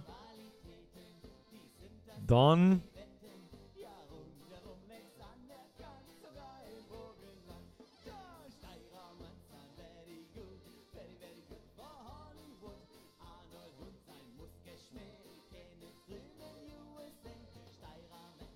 Dann schneiden wir mir den Teufel da einmal so ein bisschen aus. Machen wir auch wieder mit der Maske, damit nichts kaputt geht. Also geht das wieder nicht. So. So, den restlichen Gedöns, den können wir so weggageln. So, jetzt zeigt man das natürlich nicht gescheit, das ist ja keine Absicht. So, und dann können wir diese Kante da sauber nachfahren. Zack, zack, zack. Jawohl. So, das Problem ist, das Ding schaut so unrealistisch riesig aus, dass eigentlich schon fast eine Frechheit ist, den müsst ihr viel kleiner machen. So. So, dann machen wir hier schwarz. Deckkraft Hälfte. Hoppala. Was möchte denn jetzt das Ding von mir? What the fuck? Nein, diese scheiß GeForce Experience, die geht mir auch so auf den Sack, dass es spät ist. Behinderten Scheiß. Scheiß abgefuckter Dreckgeschissener. So, die kleine Gletscherbries im Hut drin, die haben wir auch noch gebraucht. So, was noch? Ein Birgerbries. Stimmt, da machen wir ein Birgerbries draus. Wenn wir schon... Wie schön der selber auf den kleinen Zipfel zoomt, ist halt schön. Der Schnacksolotl verliert sein Bier. Na, der Schnacksolotl, was ist denn jetzt wieder alles? Was ist denn alles kaputt? Der Schnacksolotl, der verliert ja nicht sein Bier. Der feiert ja nie nix. Niemals nicht. Der hat ja Saugnäpfe. Der hat Biersaugnäpfe. So. Ich sag, dieser Text, der muss jetzt erst einmal weg. So. Deckkraft 100. So, dann löschen wir das da mal weg. Zack, zack, zack, zack, zack, zack, zack. Und dann machen wir... Was machen wir dann? Dann machen wir... Birger haben wir ja schon. Immer Schnacksel, Schmeizler. Der gute alte Schnacksel-Schmeizler. Man wird das halt nicht lesen können, weil es so winzig ist, dass es ganz aus ist. Aber ist ja wurscht. Da geht es ja bloß darum, dass man weiß, was dort steht. So. Schau, das kann man jetzt schon nicht mehr lesen. Der Schnacksel-Schmeizler. Schnacksel-Sniff. So. Also ich sage euch ganz ehrlich, der alte Schnacksolotl, der ist ja aus seiner Idee heraus geboren worden und lebt davon. Jetzt braucht er nur ein Tattoo. Ja, also er kriegt auf alle Fälle noch eine Tätowierung.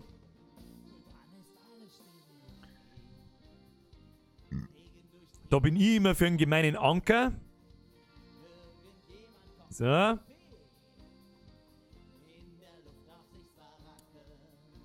Aber so. Und so. Weil der Schnacksolotl, der ist natürlich brutal. Und drunter steht...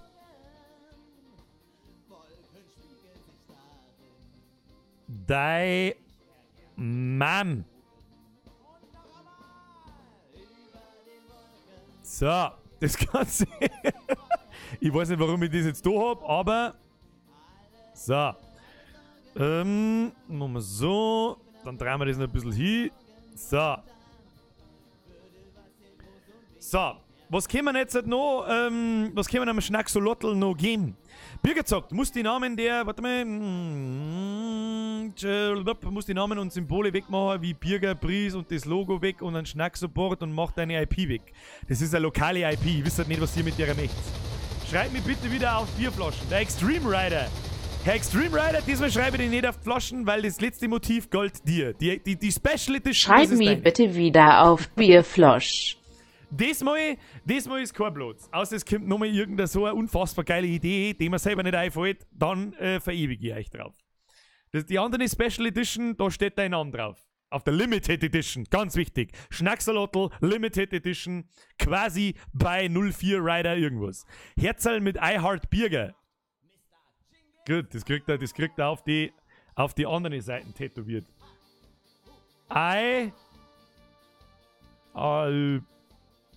Bier. Natürlich falsch geschrieben. So. Und da kriegt er ein Herzl. So.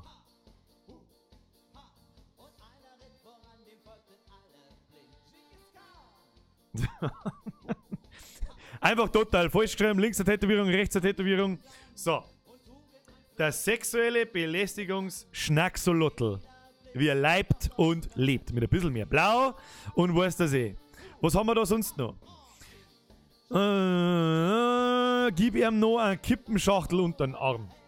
Nein, Zigaretten, der wir nicht promoten. Zigaretten, der wir nicht promoten. Aber da weiß ich was Besseres.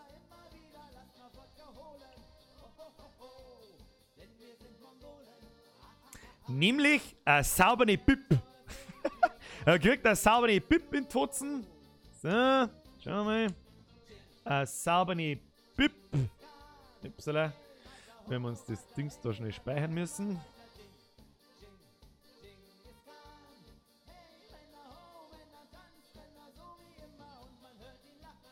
Es schaut jetzt schon gut aus. So. Das werden wir noch schnell verkomikisieren. Ui.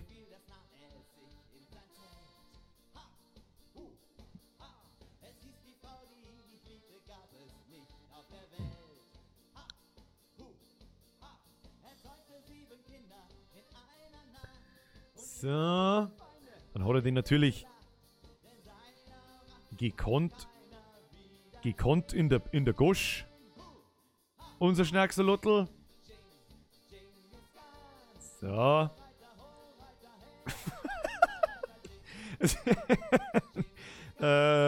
Ja. Da ist mir jetzt noch ein bisschen zu wenig. Man erkennt das Loch nicht gescheit. Man erkennt das Loch natürlich nicht gescheit. Das heißt für mich so viel wie... Moment. Rastern. Dass man natürlich das Loch da schön erkennt. Wundervoll. Dann hat der Herr Krieger Bayerhammer hat noch was Schönes gesagt. Das ist wahr. Das Herzl müssen wir blau-weiß machen. Aber das kann ich jetzt auf die Schnelle wahrscheinlich nicht so schön zeichnen, dass das sauber ausschaut. So, dann, was haben wir noch? Wir brauchen eben den Stil Schlagschatten. Dann schaut das da noch ein bisschen besser aus. So. Den Abstand. Ist auch okay. Die Deckkraft haben wir ein bisschen runter. Das schaut doch auch noch ganz akzeptabel aus, glaube ich. So. Also er wird immer besser, dieser verdammte Schnacksalotl. Mir ist halt der Bauch unten, ist mir noch ein bisschen zu, da ist ein bisschen zu wenig los, muss ich sagen. Deswegen werden wir jetzt halt mal schnell schauen. Das Pipperl müssen wir mal nochmal rekonstruieren. Fürchte. Warum kann ich jetzt eigentlich nicht mehr auf die Masken drauf gehen? Was ist denn das für Scheiße, weh? Irgendwas habe ich umgestellt im Eifer des Gefechts. Ich weiß nicht, das funktioniert alles nicht so.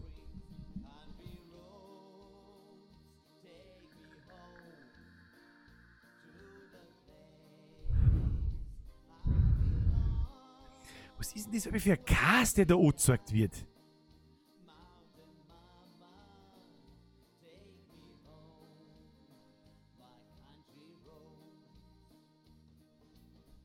Ich verstehe es nicht ganz, aber gut.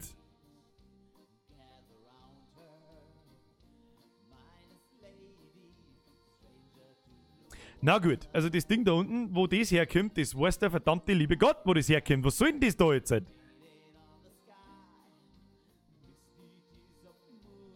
Ich weiß nicht, was das soll. Aber gut. Ich hoffe, dass das dann, wenn ich da jetzt der Jetpack speichert.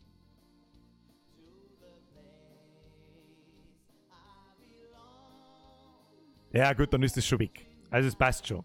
Es passt schon. So dass der Schnacksalotl jetzt ausschauen. Mach anstatt den Pinsel auf dem Hut besser sehen. Das ist zu viel Insiderwissen. Wir können doch den guten Fuizhut nicht. Wir können doch den guten Fuizhut nicht kaputt machen. Also wir müssen jetzt da an seinem Pipperl das Teil einmal nochmal ignorieren. Ich kann aber immer noch nicht in die scheiß Masken einklicken. Irgendwas habe ich kaputt gemacht und ich weiß nicht was. Müssen wir aber auch nicht zwangsweise. So, jetzt pass auf. So, dann machen wir das transparent. Und dann kommt eigentlich schon der Text. Der Text...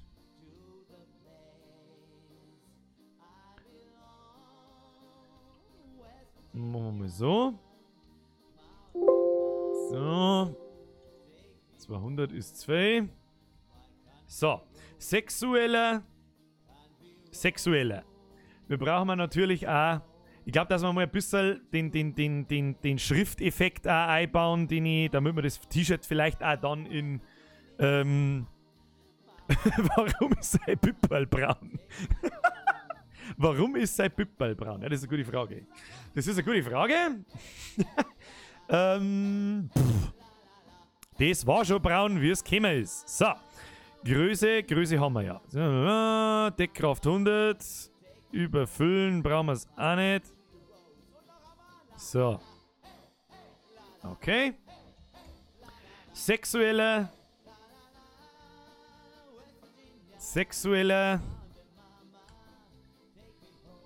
Belästigungs... Das müssen wir wie immer... Weißt du das schon mal? Sexuelle Belästigungs... Schnacksolotl. So, ein Schnacksolotl muss natürlich groß werden. So. Schnacksolotl. Damit wir mir das einmal ein bisschen besser sehen, machen wir jetzt da einen Hintergrund damit dunkel. So. Also, wenn der nicht cool ist, tut mir leid, dann weiß ich es auch nicht. Nur mal bloß einmal vergleichen wir nochmal mit dem alten sexuellen Belästigungsschnacksolotl. Da passt alles, das ist alles toll. Das Sexuelle macht man ein bisschen kleiner. Müssen. Da ist. Wieso kann ich das nicht? Was ist denn dieselbe für Kass? Was ist denn halt los?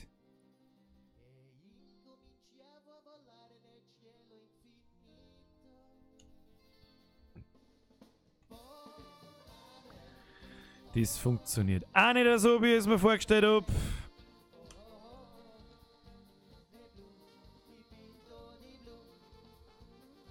So.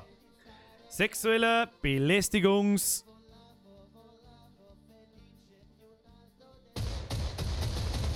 Herr Murchei! Stop it now! Havada, Havada, Herr Murchei, vergeht's gut. Ganz stark. So, dann bringen wir das noch ein bisschen so auf den... Weil wie es mich nervt. Mit den scheißbehinderten Dreckskanäle ohne Scheiß. Geh mir nicht auf die Nerven mit deinem Rotz. So. Warum stellt sich das halbe automatisch um? Ich weiß nicht, was das soll. Aber ist ja wurscht.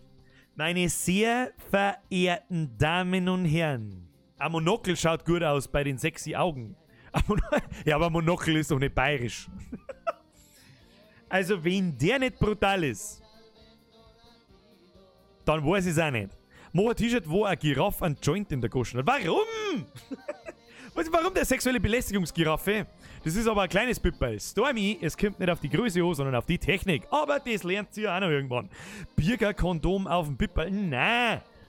Ihr sollt euch ja vermehren, damit wir noch mehr werden. An Bord. Machen wir so einen richtig schlechten Hitler-Bord. Jetzt warte mal. Da findet man doch auch mit Sicherheit irgendwas. Schnauzer Comic.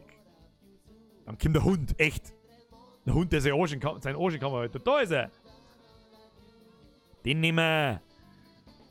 So, gehst her, Filter, der ist super. Und jetzt wieder. Herr Eder, fix Mariola Start. Warum denn eigentlich alle 2,29 €? Das habe ich halt noch nicht ganz verstanden. Servus aus Österreich. Aus Österreich. Aus Österreich wahrscheinlich. Herr Eder, vergeht's gut. Grüß aus Niederbayern. Birger 25 Plus. Braucht kein Risi 7. Photoshop reicht für einen Kollaps. Ja. Korrekt. So, Cartoon that shit. Ja, wow. Sagenhaft cartoonisiert. Mach ein Leberkassemi in einem Was? Ein Leberkassemi, der Ketchup speibt? Das ist an und für sich eigentlich gar keine so eine dumme Idee.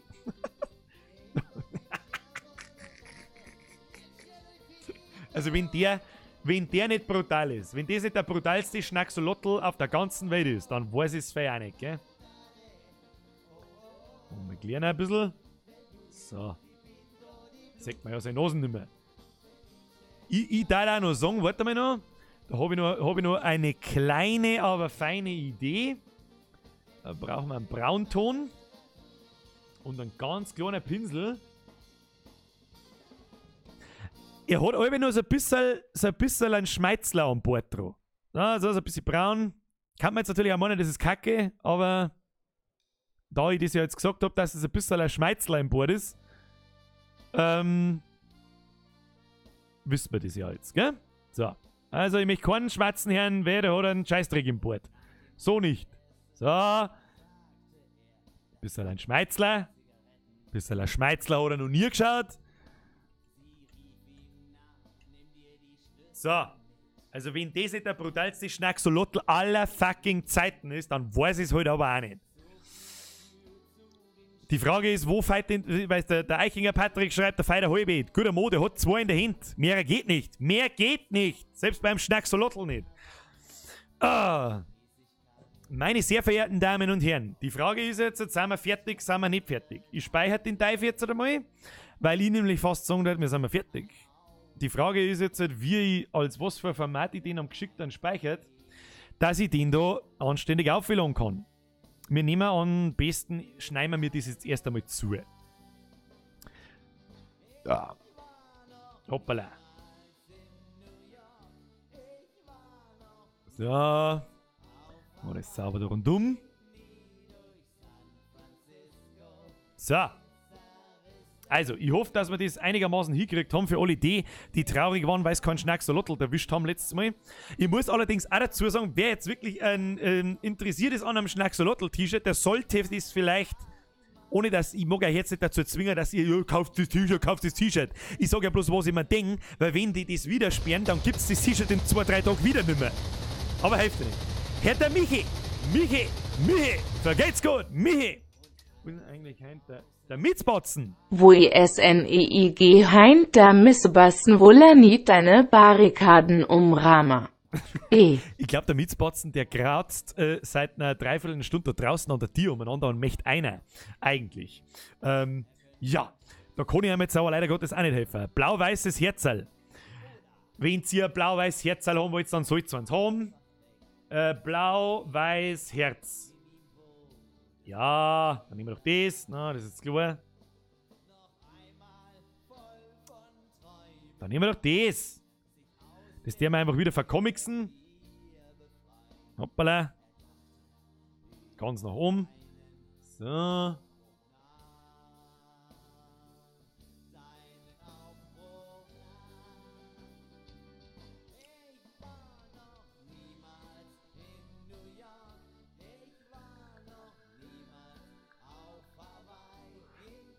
Schauen wir mal, ob das eine anständige Tätowierung wird. Ja, freilich wird's das. So.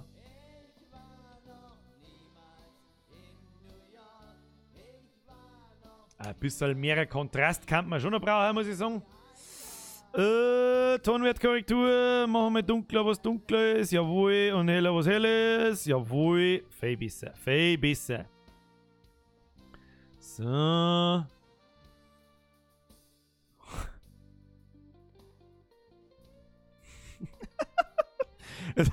Jetzt hat er quasi eine Tätowierung und einen Aufnäher. Ja, also wenn der Schnacksolotl nicht passt, dann weiß ich es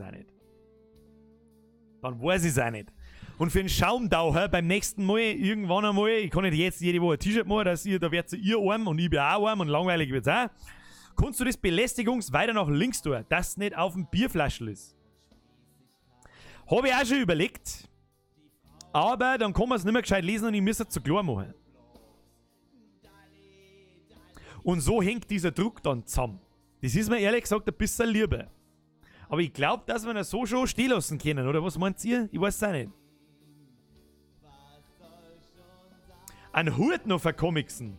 Da hast du nicht ganz unrecht, weil eigentlich ist ja alles verkomixt, außer der Hut. Da hast du nicht so ganz unrecht. Mein Herr. Wieso kann ich den nicht verkomixen? Was stimmt denn mit dem wieder nicht?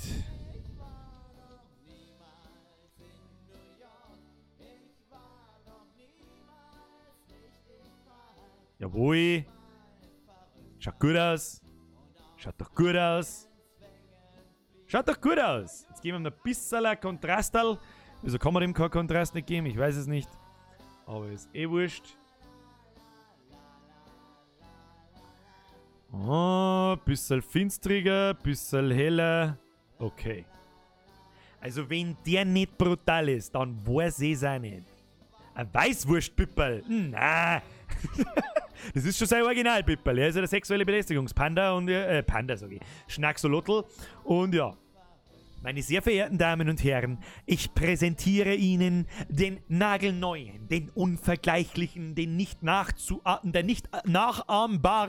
der brutale, der leck mir doch den Damm, du sexuelle Belästigungsschnacksolottel 2.0. Das hilft eh nicht.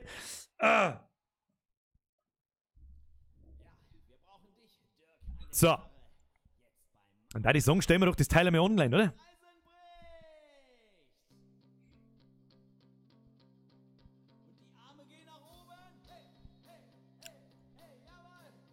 So. Schalten wir da wieder um. So. Ich versuche jetzt, das so nahe zu bringen, wie es geht. Ich komme bloß aber nicht in den Spreadshirt-Shop reingehe, weil da meine Adressen angezeigt werden und was weiß ich, was alles sehe, das kann ich nicht im Stream laufen lassen. Das ist einmal das allererste. Habe die Ehre an die ganzen Leute, die da überhaupt einmal einschwärmt. Das ist einmal das Erste. Meine sehr verehrten Damen und Herren, wir müssen jetzt auf alle Fälle mal alle gemeinsam beten für den Schnacksolotl 2.0, weil Moment, das sind Downloads, die brauchen wir nicht. Wo haben wir denn überhaupt? C fix. Sind wir total falsch. Bügel, nö, Merch. Und dann ist da der Snackso-Schlottel. Snackso-Schlottel, meine Damen und Herren. Snackso-Schlottel. So, und dann lassen wir den zweiten einfach mal auf. Die Frage ist natürlich, das Ding hat jetzt 4 Megabyte. Ich weiß nicht, wie groß das maximal sein darf. Je größer wir das Beitel machen, desto sauberer wird es wahrscheinlich druckt. Aber das ist schon 35 auf 20 cm. Das darf ich da sicher, also die Originalgröße ist quasi so, ungefähr. Und ob man das dann ein paar Pixel auseinander oder zusammenzieht, das wird dann der Qualität nicht mehr recht viel ändern. Ich hoffe wirklich, wie beim letzten Mal, dass die Qualität einigermaßen passt. Und jetzt müssen wir erst einmal schauen, was wir mir denn da überhaupt alles einnehmen. Auf alle Fälle natürlich einmal als Schnacksolotl T-Shirt. Standard-T-Shirt ist schwarz. Ja, und der Originalgröße wird mir gleich so angezeigt, dass das, glaube ich, passt. Okay. Dann nix Fashion-T-Shirt, Bio- und Sport-T-Shirt. Wir nehmen die, ich kann da auswählen, quasi, welche Arten von T-Shirts ich da rein darf oder rein möchte. Da gibt es einen Haufen Scheiß-Varianten, die haben alle sauteuer, braucht kein Mensch nicht. Dann haben wir noch Hoodies. Der Hoodie ist ganz geil. Und was haben wir noch? Wir brauchen eigentlich bloß T-Shirts. Dann ist Sommer, dann macht man noch ein Tank-Shirt. Ein Tank macht man noch. Das gibt es noch zur Auswahl. So. Tank, fertig. Standardfarbe ist halt einfach nun mal schwarz und ein Pulli mit einem Kapuzenpulli. Das ist eigentlich auch schon ganz gut platziert so. Genau, das sind einmal die 3 Sachen, die wir auf alle Fälle einmal brauchen. Und da haben wir diese ganze Fashion- und Bio-Scheiße, die haben wir weg. Die braucht wirklich keine alte Sau. So, die Mädels. Die Mädels kriegen natürlich auch ein T-Shirt, ein Top und einen Hoodie. Aber jetzt schauen wir mal, was für Farben das die gibt. Und zwar ich finde eigentlich das Rot ganz geil. Rot meliert, das ist ganz fesch. Das ist recht fesch. Und natürlich muss der sexuelle Belästigungsschnacksolotl auf die Dutten platziert werden. Das ist ja wohl eh klar, oder? Also das ist ja mal wirklich klar. So, dann haben wir noch ein Girly Top. Das macht man ein Rot. Oh, das ist aber feierrot. Aber es passt. Gut, dass die Schrift halt auch weiß ist. Alles außer weißes T-Shirt passt ganz gut. Das schaut eigentlich überhaupt nicht, weil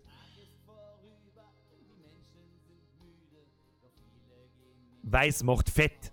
Falls das irgendjemanden interessiert. So, was haben wir da noch? Ist das dann rot? Ja.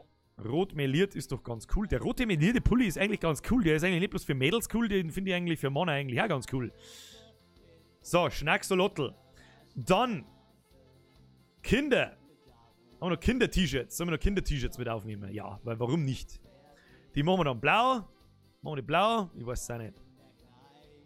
Aber irgendwie ist mir das suspekt. Kinder-T-Shirts mit dem sexuellen Belästigungsschnacksolotl. Wir haben noch Accessoires. Gibt es da einen Tanga? Nein. Tassen, Taschen, Caps. Also es gibt auf alle Fälle nur eine Kappe. Das ist eh klar. Schauen wir mal, wie das platziert ist. Das gibt es in verschiedene Farben einfach. Das ist mehrfarbig. Da platzieren wir ihn genau in der Mitte drin. Dann haben wir noch Mützen, Kissenbezüge, finde ich noch ganz geil. Scheiß Kissenbezug mit dem sexuellen Belästigungsschnacksalottel. Ich krieg nochmal einen Vogel. Und was haben wir letztes Mal noch gehabt? Haben wir noch Buttons. Sind wir Buttons? Na, Buttons sind scheiße. Kuscheltiere. Na, braucht auch keine Sau. Weiter. Ich glaube, dass wir es haben. Und dann haben wir einen Schnacksolottel.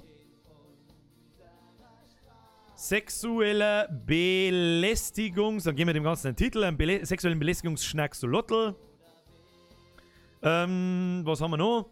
Der sexuelle Belästigungsschnacksolottel sorgt für Recht und Ordnung auf dem deutschen...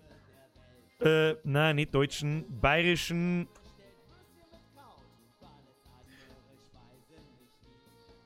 Sorgt für Recht und Ordnung in bayerischen Sexualkundestunden. Ausrufezeichen.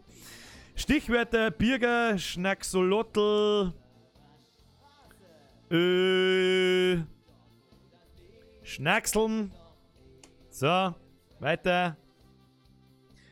Dann nehmen wir natürlich...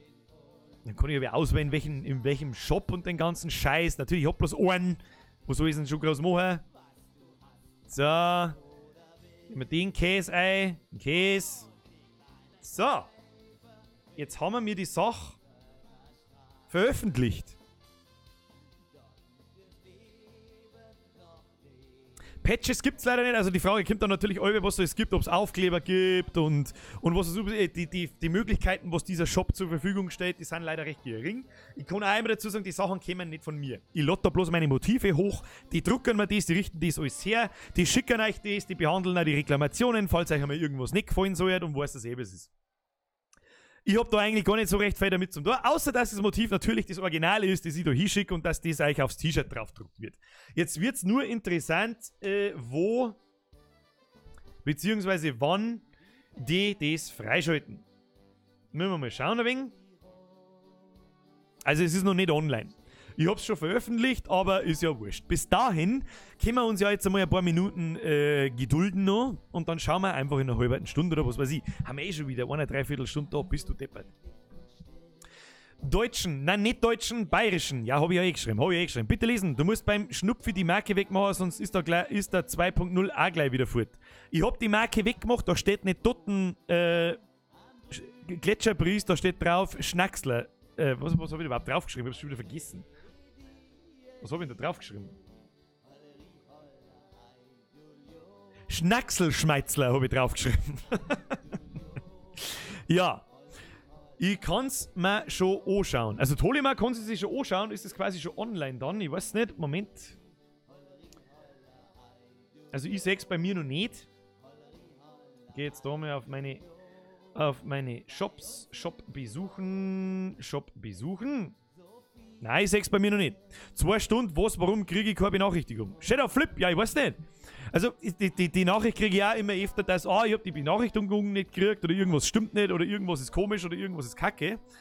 Ihr müsst da neben dem Abonnieren-Button ist so eine kleine Glocken und da könnt ihr die Benachrichtigungseinstellungen für den Stream, für meine Videos und was weiß ich, was alles einstellen. Funktioniert natürlich nicht bloß bei mir, sondern auch bei anderen YouTubern. Und ja, wenn euch das wirklich interessiert und ihr das nicht versammeln möchtet, dann solltet ihr euch das vielleicht einmal anschauen. Herr Daniel Stadler, soll man das Bier brauen? Das Biergerbräu. Das Schnacksolottel hell quasi. Also im Shop ist noch nicht drin. Ich hoffe, dass das jetzt nicht vorab schon wieder überprüft wird und was weiß ich und dann eh schon wieder abkackt. Schau jetzt gerade, also es steht dort, es ist auf alle Fälle veröffentlicht. Bei mir ist definitiv veröffentlicht im Admin-Bereich, wo ich das sehe, aber ihr seht es noch nicht. Wenn wir da mal schauen, Pullover, Hoodies. Doch! Da ist er. Er ist noch nicht auf der Startseite, das dauert ein bisschen. Ist er bei den T-Shirts auch schon? Nein. Also bei den Pullis ist er drin. Bei den Frauen-T-Shirts ist er auch drin. Bei den Männer-T-Shirts ist er nicht drin. Warum nicht? Da schauen wir doch direkt einmal nach. Er müsste aber drin sein. Also es müsste passen.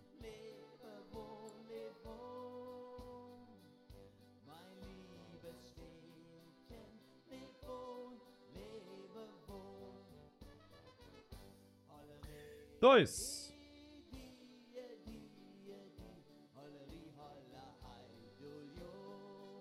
Also ich weiß jetzt nicht ganz, was da los ist. Sag ich euch ganz ehrlich. So, jetzt müssen wir mal schauen. Jetzt müssen wir da mal schauen.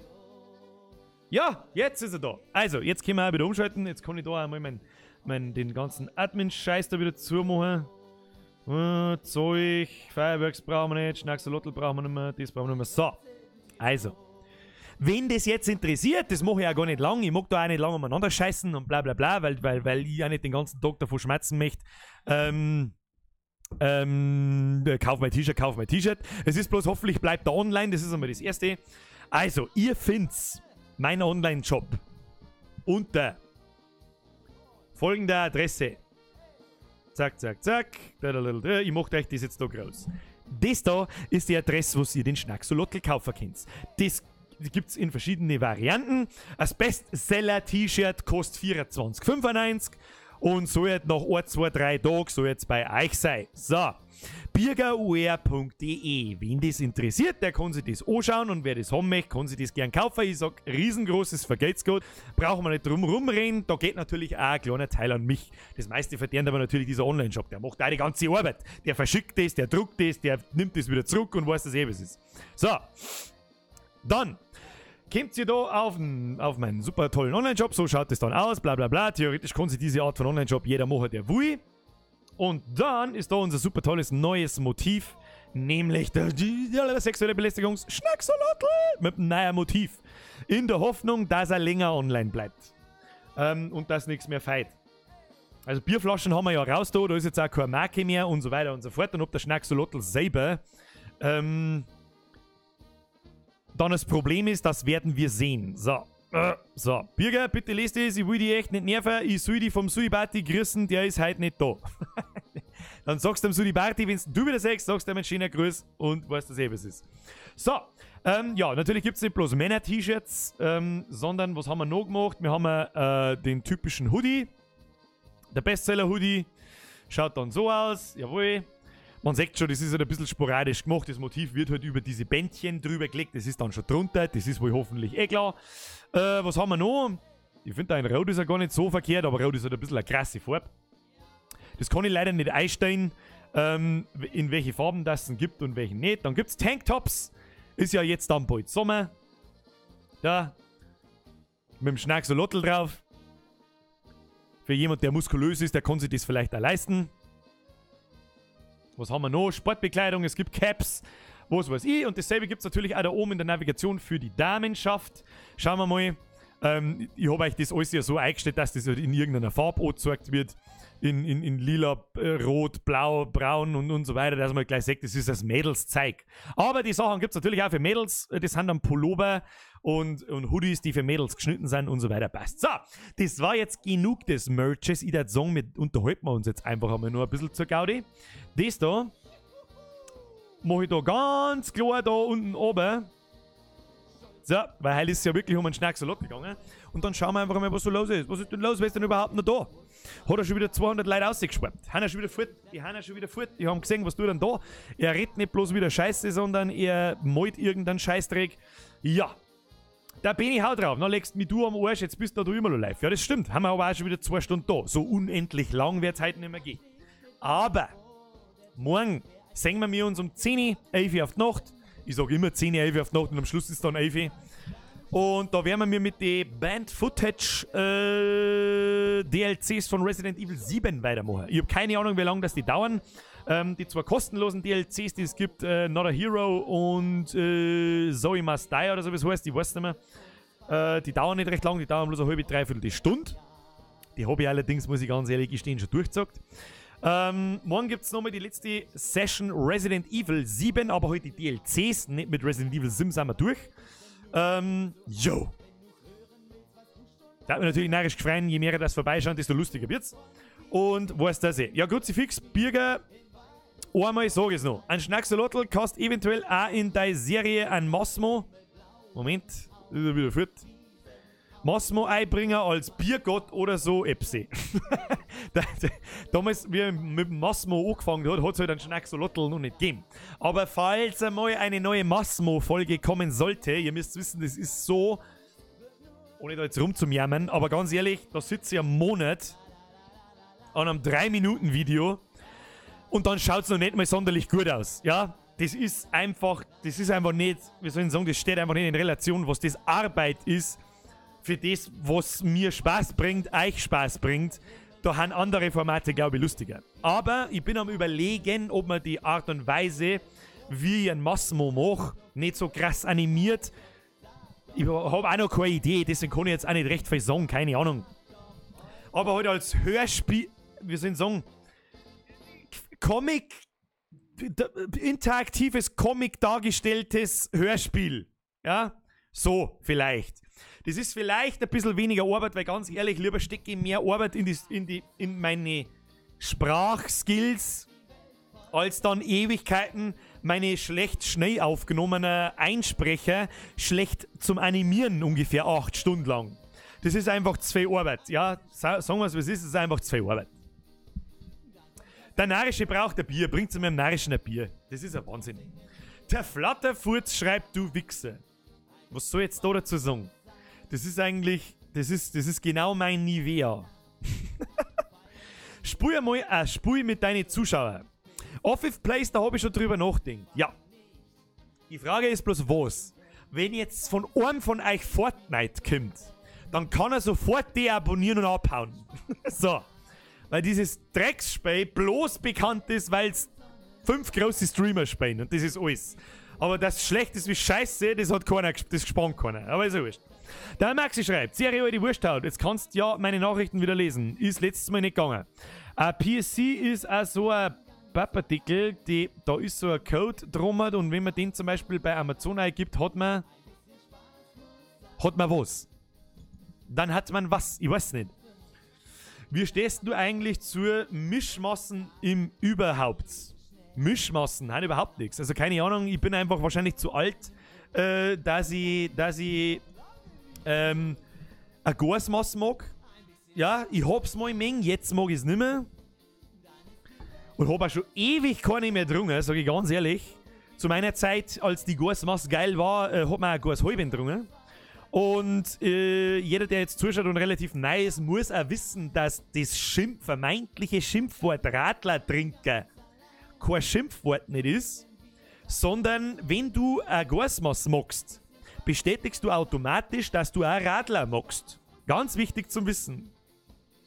Und umdreht genauso, wenn du ein Gasmaß hast oder ein Radler hast, dann hast du auch ein Gasmaß, weil beides zu 98... Hello boy! Hello boy! Hello boy! Nein, nicht Fortnite. Nein! Fortnite-Smiley mit Herzen als Augen. Meinetwegen Smiley mit Arschlöchern als Augen. Ist mir egal, ich spiele kein Fortnite. Nein! Ich spiele kein Fortnite. Das wird nicht passieren.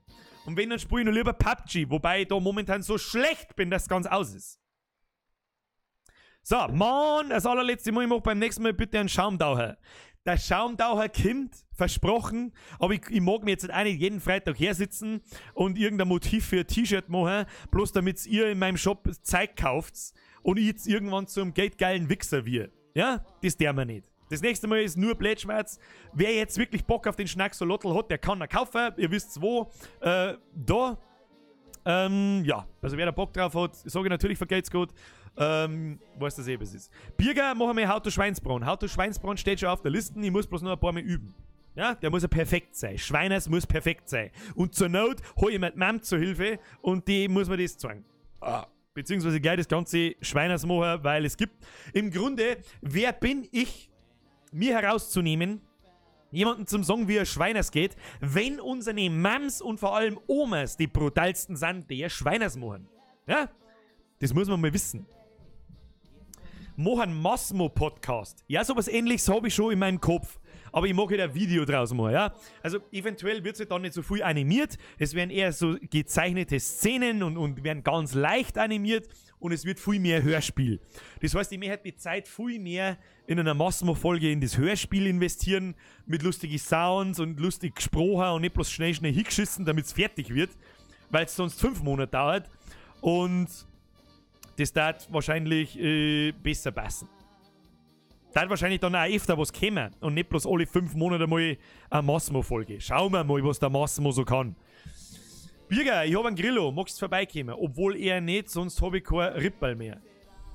Also mit Rippel kann man mich schon locker, das weißt du schon. Boris bloß ein Birgermann! Wahrscheinlich ruft es jetzt gleich wieder an. Weil es wahrscheinlich gerade wieder zuschaut sogar auch. Sitzt daheim mit dem Tablet, schaut sich die Scheiße an und denkt sich, mein Bub ist der größte Volldepp, der umeinander läuft. Freilich mache ich da ein Schweiners. Mom, kannst du bitte am Sonntag ein Schweiners machen? Das war voll geil. Ich lasse euch übrigens dann auch wissen, wenn ich wirklich eins gekriegt habe. Der Grantelbart hat was geschrieben, das ist der Flo. Nächste Woche, wenn der Winter vorbei ist, kann man das Frühling-Grillen machen. Das stimmt, eigentlich kann man es machen. Das Problem ist bloß ein bisschen, ich habe mich ja verschrieben dazu, dass wir mir am Samstag auf die Nacht streamen. Damit wird es ein bisschen schwierig, jetzt gleichzeitig grillen und streamen. Das heißt, an diesen Samstagen im Sommer gibt es halt keine Late Night. Hilft halt dann nicht. Dann machen wir halt ein Sunday Primetime. Das heißt, am Sonntag um 7:45 auf die Nacht, hier Stream bis um 12 Uhr. Wobei, der Sonntagabend ist mir heilig. Da mag ich Fernsehen schauen und meine Ruhe haben. Oder zocken oder was auch immer. Da machen wir auch keinen Stream. Ah ja, da fällt uns schon irgendwas ein. Und ansonsten freuen wir uns halt wieder auf den Winter. Birger, ich glaube, wenn du meinen Namen liest, dann kommen Erinnerungen auf. Ja, ich weiß schon, ich hab's schon gelesen. Du hast da ein paar Kommentare da lassen, die vom Birger kaputt gemacht, die Oma. Was ja im quasi ja vom Birger kaputt gemacht kleines Kind war. Ja, weißt du eh.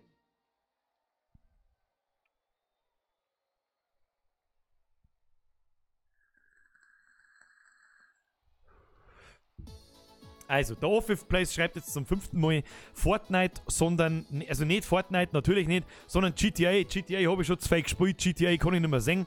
Oder ein Landwirtschaftssimulator. Irgendwann kommt der Tag, da schenkt mir irgendjemand einen Landwirtschaftssimulator. Dann spiele ich auch ein. Ansonsten bin ich mir nicht sicher, ob mir das wirklich 30 Euro wert ist, dass ich mir das Ding kaufe. Ich bin mir nicht sicher. Birger, mach mal einen Stream, so wo du grillst und so voll chillig, weißt schon. Herr Freezy. Das ist einmal eine Idee, die kann ich mir eingelassen. Das Problem ist bloß, ich muss mich ja permanent mit euch unterhalten. Und wenn dann Kumpels bei mir sitzen, dann sagen die auch, Alter, bist du behindert, halt einmal dein dummes Maul jetzt und lass uns eine halbe trinken und so schmatzen. Ja, weißt du eh, was es ist. Ich hab mir aber da schon was überlegt. Vielleicht haben wir das früher ja gemacht, wir haben das dann, also eine Art Stammtisch gemacht, hab Kumpels eingeladen und dann haben wir irgendwas gespielt. Also keine Ahnung, zum Beispiel Stadtland Suff haben wir da zum Beispiel erfunden. Da kann man mal eine neue Auflage starten, das war ganz lustig. Und wenn wir das natürlich im Freien machen könnten, das war am allergeilsten. Wie wir das natürlich machen, weiß ich noch nicht. Da brauche ich ein bisschen einen leistungsstärkeren Laptop, den ich nicht habe und so weiter und so fort. Aber schauen wir mal, ob wir das hinkriegen. Irgendwas lassen wir uns da schon einfallen. Jo. Der Mackie fragt, magst du einen Harry Potter? Sag ich ganz ehrlich, ich liebe Harry Potter. Ja, ich liebe die Bücher, ich liebe die Filme. Schöne Geschichte, ganz einfach, keine Ahnung. Also, die Bücher habe ich nicht alle gelesen, aber teilweise, also Teile davon habe ich gelesen. Ich glaube 3 oder 4, ich weiß gar nicht mehr, welche das ich gelesen habe. Ich glaube, den allerersten habe ich auf alle Fälle gelesen. Einen Gefallenen von Azkaban habe ich gelesen. Ein Halbblutprinz habe ich gelesen. Und den letzten habe ich gelesen, an die Heiligtümer des Todes. War geil. War okay, die Filme sind auch in Ordnung, also Harry Potter mag ich einfach, keine Ahnung. Aber das ist ja schon wieder Hut. Der Harry Potter ist ja schon wieder Hut. Was ist denn, wenn wir wieder die Walking Dead spielen? Das ist gute Frage. Das habe ich mir eigentlich so aufgehoben, einmal, wenn ich einen Stream einschalte. Entweder spiele ich das privat, werde ich das wahrscheinlich auch weiterspielen, ohne Stream, so mal ganz in Ruhe. Und... Herr Ochmann!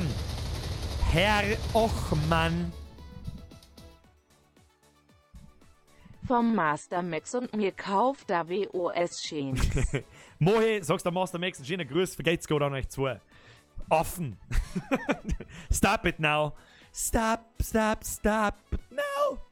Kannst du mal Five Nights at Freddy's 4 bringen? Kannst du mal Five Nights at Freddy's 4 bringen? Das ist auch so ein Horrorspiel, oder? Schauen wir mal.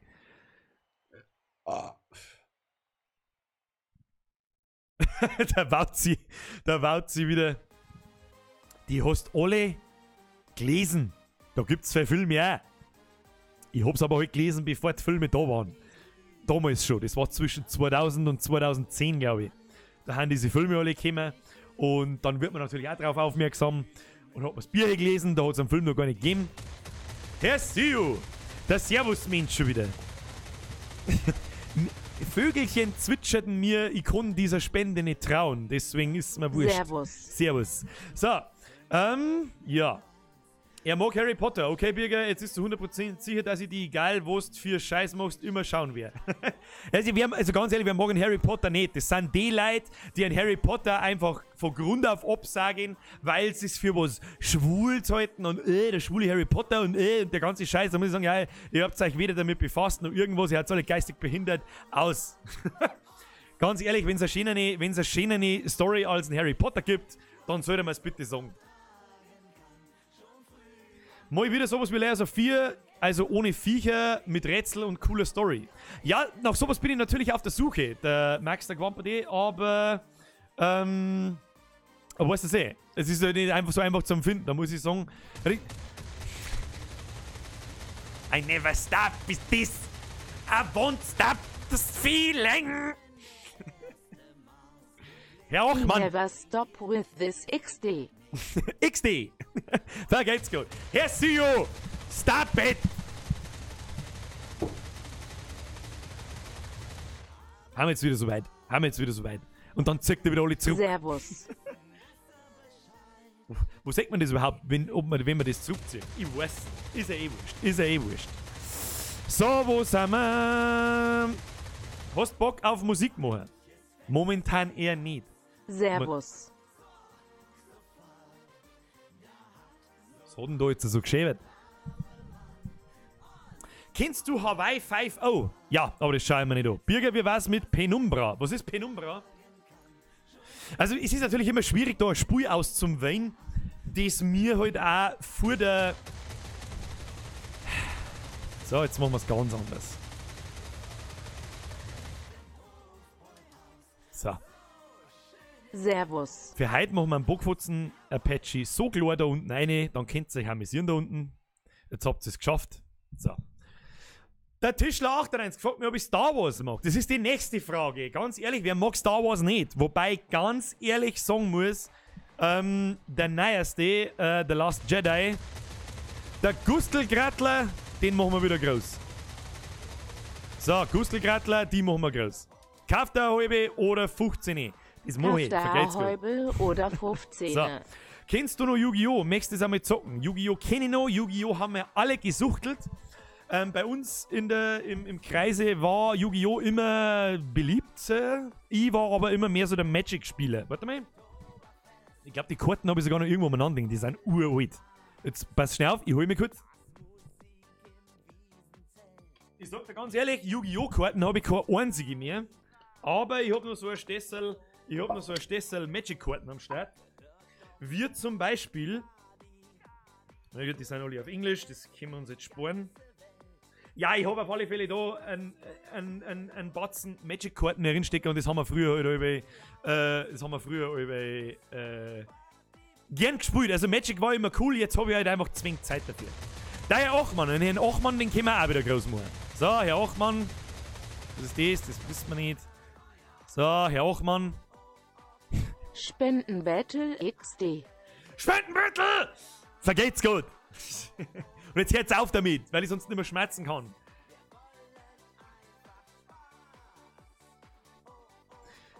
Das ist natürlich so eine Frage, kannst du mit deinen Zuschauern auf Skype oder Discord gehen? Ja, das kann ich machen, aber dann kriege ich halt einen Vogel. Der Mr. No Aim. Das bin eigentlich ich hab kein Aim.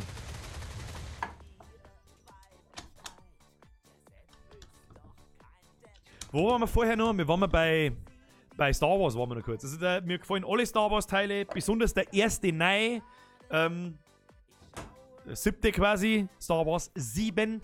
Der war wirklich sagenhaft gut, obwohl es ja im Prinzip fast ein Remake vom allerersten war. Aber das war genau das, was ich gerne sehen wollte. Aber der neue, The Last Jedi, da muss ich mich wirklich fragen, war ein wirklich sehr schlechter Film. Muss ich einfach sagen, das war ein sehr schlechter Film. Der Renan schreibt, mach doch einmal einen Discord-Server für uns alle. Also ich ganz ehrlich, ich werde einen Teufel tun und mir mein letztes Stückchen, wo mir noch nicht jeder edit und zuschreibt und zubuffet und was weiß ich, was soll ich sehen, an die Öffentlichkeit geben. Sprich, ich muss mir da sowieso irgendwann mal was ausdenken, wenn ich da mit euch einmal eine Runde zocken möchte, wie wir das erstens auslosen, wer da mitspielen möchte. Mitspielen werden wahrscheinlich fei, aber wer darf, ja? Ich mag halt auch keinen enttäuschen, deswegen lassen wir das irgendeinem Zufallsgenerator erledigen. Das ist einmal das Erste. Dann, ich kann in Steam zum Beispiel schon nicht mehr online gehen. Da wenn ich online gehe, dann will ich mit Nachrichten vollgeschissen, dass ich seit Wochen nicht mehr online bin. Ja, ich spiele zwar, aber ich bin nicht mehr online. Ja. Ray-Pfaffe, warum juckt mein Arsch, wenn ich ihn nicht putz? Weißt keinen Abrieb auf dem Klopapiercode hast. So. Jeder Außenbürger findet den 8. besser als den 7. Das verstehe ich jetzt nicht. Wer wirklich den 8. Star Wars besser findet wie den 7., das verstehe ich einfach nicht. Ich verstehe. Gut, das ist ja so eine Generationenfrage, ja. Also ich bin mit den ersten, also mit Episode 4, 5 und 6, früher Episode 1, 2, 3, mit denen bin ich aufgewachsen. Für mich ist ein Luke Skywalker der Held meiner Kindheit, ja. Und wie man den in Star Wars 8, in The Last Jedi, so verhunaxen kann, ist mir ein völliges Rätsel. Völliges Rätsel. An und für sich ist der Film schon okay, ja, aber mir wurde einfach ein Kindheitsidol zerstört. Ja, ganz einfach. Und das Allerschlimmste, ganz ehrlich, die schlimmsten Filme in Star Wars sind wirklich Episode 1 bis 3. Wobei der 3er da noch der Beste ist, aber der Episode 1 und vor allem Episode 2, also die mittleren neuer Star Wars, ja, Kruzifix sind die schlecht. Das sind mit Abstand die schlechtesten Filme. Der 3er, wo der Anakin zum Darth Vader wird und so, das ist alles ganz okay. Das geht gerade noch so, der hat mir einigermaßen gut gefallen. Aber Episode 1 und 2 sind so miserabel, dass es ganz aus ist. Naja. Wie lange dauert der Versand? Circa nach Österreich, Steiermark, Shirt ist bestellt. Herr Andis Kanal 86. Erst einmal vergelt's Gott für die Bestellung, wenn du mir's schon sagst. Das kann ich, um ehrlich zu sein, nicht sagen. Ich kann es auch nicht beeinflussen. Aber ich tippe jetzt einmal auf, was ist heute Freitag, dass du das am Dienstag, Mittwoch kriegst. Nehme ich an. Also es geht relativ schnell. In Deutschland geht es wirklich auf fast einen Tag oder auf 2. Nach Österreich wird es dann wahrscheinlich einen Tag länger dauern. Also 2, 3 Tage vielleicht. Bürger 25 plus, bitte lesen. Wie schaut's denn aus mit dem, wo ich da auf Facebook geschrieben habe? Die Merch-Idee kriegst du jetzt noch. Schickt mir das einmal nochmal, ich kann mich nämlich nicht mehr drüber erinnern. Muss ich ganz ehrlich sagen, ich krieg momentan deswegen kommt auch die automatische Nachricht auf Facebook. Ich krieg so viele Nachrichten auf Facebook und mir wird so viel Scheiß angeboten und machen mit das und machen mit das und hey, ich schick da mal Weißwürstel und lauter so ein Mist, dass ich wirklich nicht mehr auf alles antworte, weil es halt einfach nicht mehr geht. Ich sag's euch, was ist, es geht halt einfach nicht mehr. Ja? Es geht nicht mehr, aber schick mal das nochmal, ich schau's mir an, wenn es irgendwie irgendwas Brauchbares ist, dann schreibe ich zurück. Ich kann halt nicht an jedem Scheiß zurückschreiben, was heißt Servus. Ja? Also da kommt Facebook nach und da heißt Servus. Da wo ich genau weiß, wenn ich jetzt ein Servus zurückschreibe, dann fangen die mir an, eine Lebensgeschichte zu mir erzählen, was ich normal nichts hab, aber ich kann mir am Tag nicht 400 Lebensgeschichten anhören. Das tut mir wirklich leid. So. Kann ich mit dir auf Skype oder Discord gehen? Off-Fifth Place. Leider Gottes muss ich das verneinen. Niemand kann mit mir ins Discord gehen, weil das letzte Fünkchen Online-Plattform ist, das ich noch hab, wo mir nicht alle 5 Sekunden jemand schreibt oder telefoniert oder irgendwas. Deswegen muss ich mir da noch was ausdenken. Aber schauen wir mal, wie wir das machen. Hört der Schneidersepp ebenfalls. Hoodie und T-Shirt bestellt. Vergeht's gar nicht den Schneidersepp. Das freut mich wirklich sehr.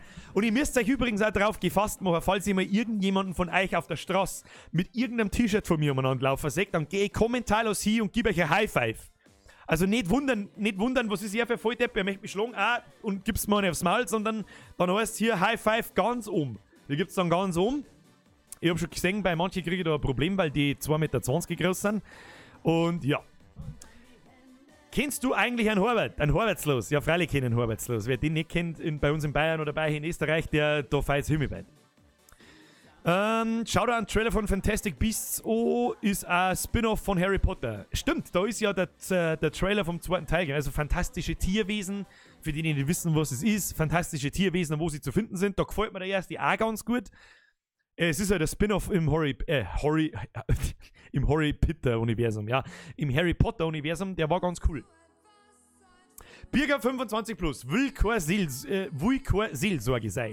Ja, im Prinzip versuche ich ja so viel Fröhlichkeit und Lustigkeit zu verbreiten mit meinem Videoblödsinn und wie es halt geht. Anscheinend funktioniert das auch ganz gut, sonst warten nicht so viele Leute da.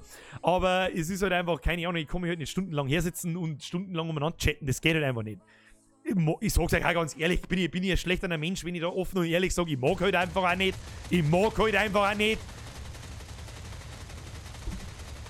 Feuerwehrler Janroll. Geht's gut. Der Duoide Wurst taut KAF da Augustel dafür.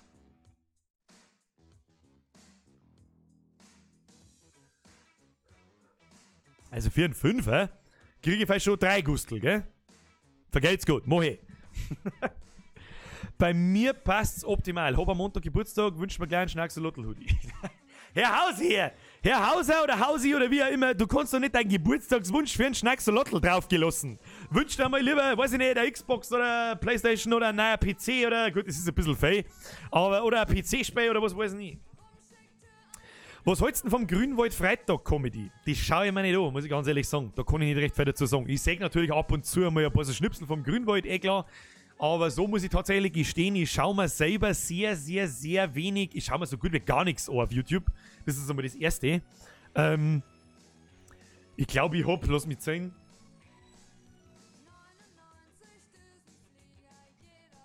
Eins, 2, 3, 4, 5, 6, 7, 8, 9 Abos, die ich verteilt habe. Und das sind, wen es interessiert, das sind Rocket Beans. Die finde ich einfach ganz cool, die finde ich schon immer cool, mit denen bin ich groß geworden im Prinzip mit Game One und was weiß ich. Übrigens bin ich mit meinen Videos schon mal im Game One vorgekommen, falls es jemand interessiert. Der Bauzi, falls noch zuschaut an dieser Stelle, du kennst das Video noch. Unser Bewerbungsvideo für unsere Eve Corporation. Heute habe ich meinen 27. Priester auf Level 85 gelevelt. Heute bin ich Kopfgeldjäger und leiste meinen Beitrag. Dann habe ich noch einen PewDiePie abonniert, einfach weil es ein interessanter Kerl ist. Ganz einfach, weil er der größte YouTuber der ganzen Welt ist. Und er ist halt einfach, es ist einfach unterhaltsam, er zu zum Herrn. Er macht nicht mehr dieselben Sachen wie früher, aber es ist immer noch okay.